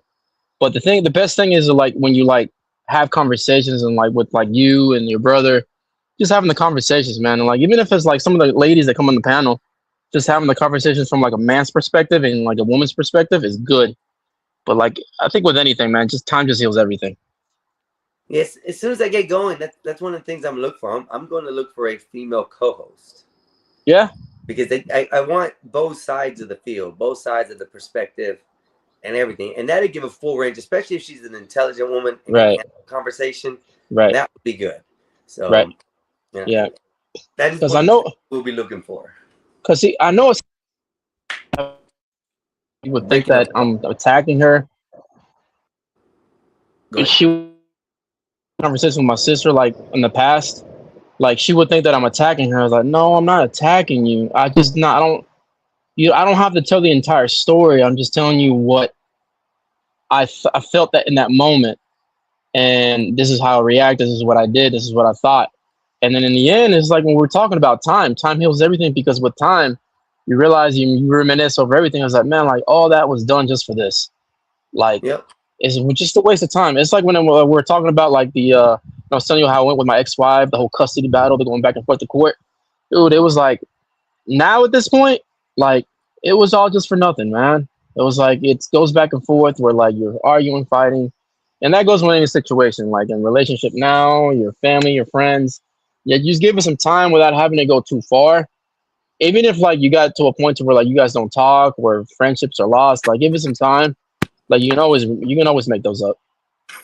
I agree with that. I agree that 100% because me and my ex-wife died. I still tell everybody I can't stand that woman.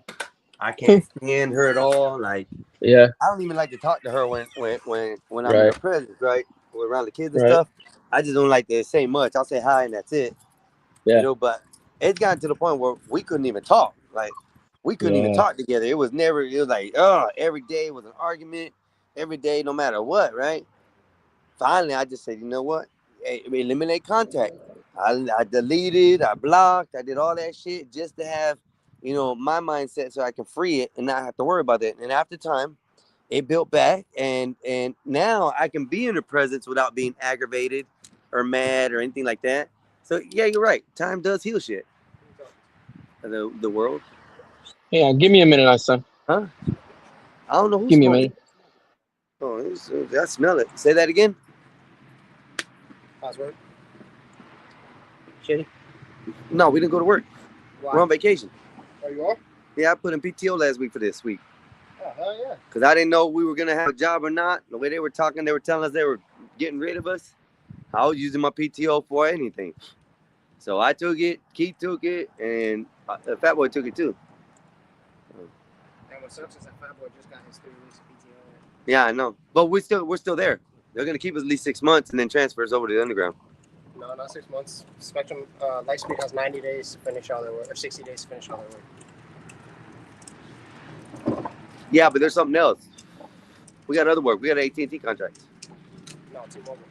Oh, All right, was it T-Mobile? Hey, ¿cómo está? yeah, I thought it was AT&T. that's what Tillman is. No, we ain't doing Tillman then. It's not Tillman. You guys It's want aerial. AT&T? We're going aerial up there. You guys want to Nate off where? Up into the Panhandle. This is coming up at the end of the month. Start working up there now? We got 3 weeks. Yeah, we're over 205,000 feet. Sheesh. There's gonna be like 2 or 3 crews doing it, but we're going up there. In the stinking per diem and all that stupid shit. But hey, we got it. Yeah, they had me up in Lakeland today. Damn. Hey.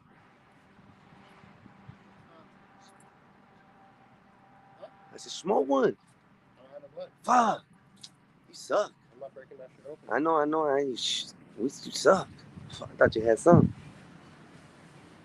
I'm gonna get some flour this weekend though. Wait, you filled that card already? No. I still got card. You just know me. I like to smoke. Yeah. As long as I got carbonation going in my lungs, that's all that matters. All right, bro. All right. Sorry about that, everybody. Sorry about that. My neighbor stopped by, said hi. We're gonna close it out for a little bit, y'all.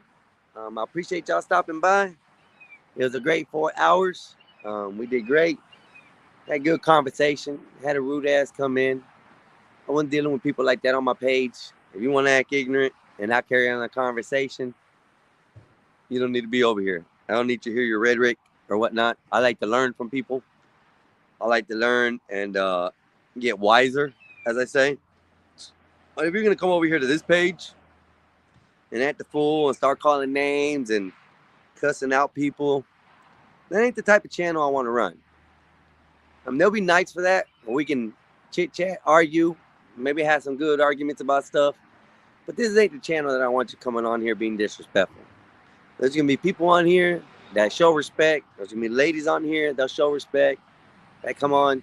And I don't want somebody coming up here being destructive and an asshole about things and calling names and cussing people out. There's other panels, there's other shows that you're more than welcome to go do that in, okay? But if you come over here, we carry conversations. We don't fight and argue and talk over each other. It's one of the things that I want to keep level, okay? So to go on to that, if you are being spoken to, at least give the person a few seconds to finish what they have to say to you. That's it. That's all I'm asking. You took the Trump part on vacation. Use that. Roll it out so you don't drop it off. But yeah, I want to thank everybody. Appreciate y'all coming by. It was a beautiful 4 hours. And thank y'all very much.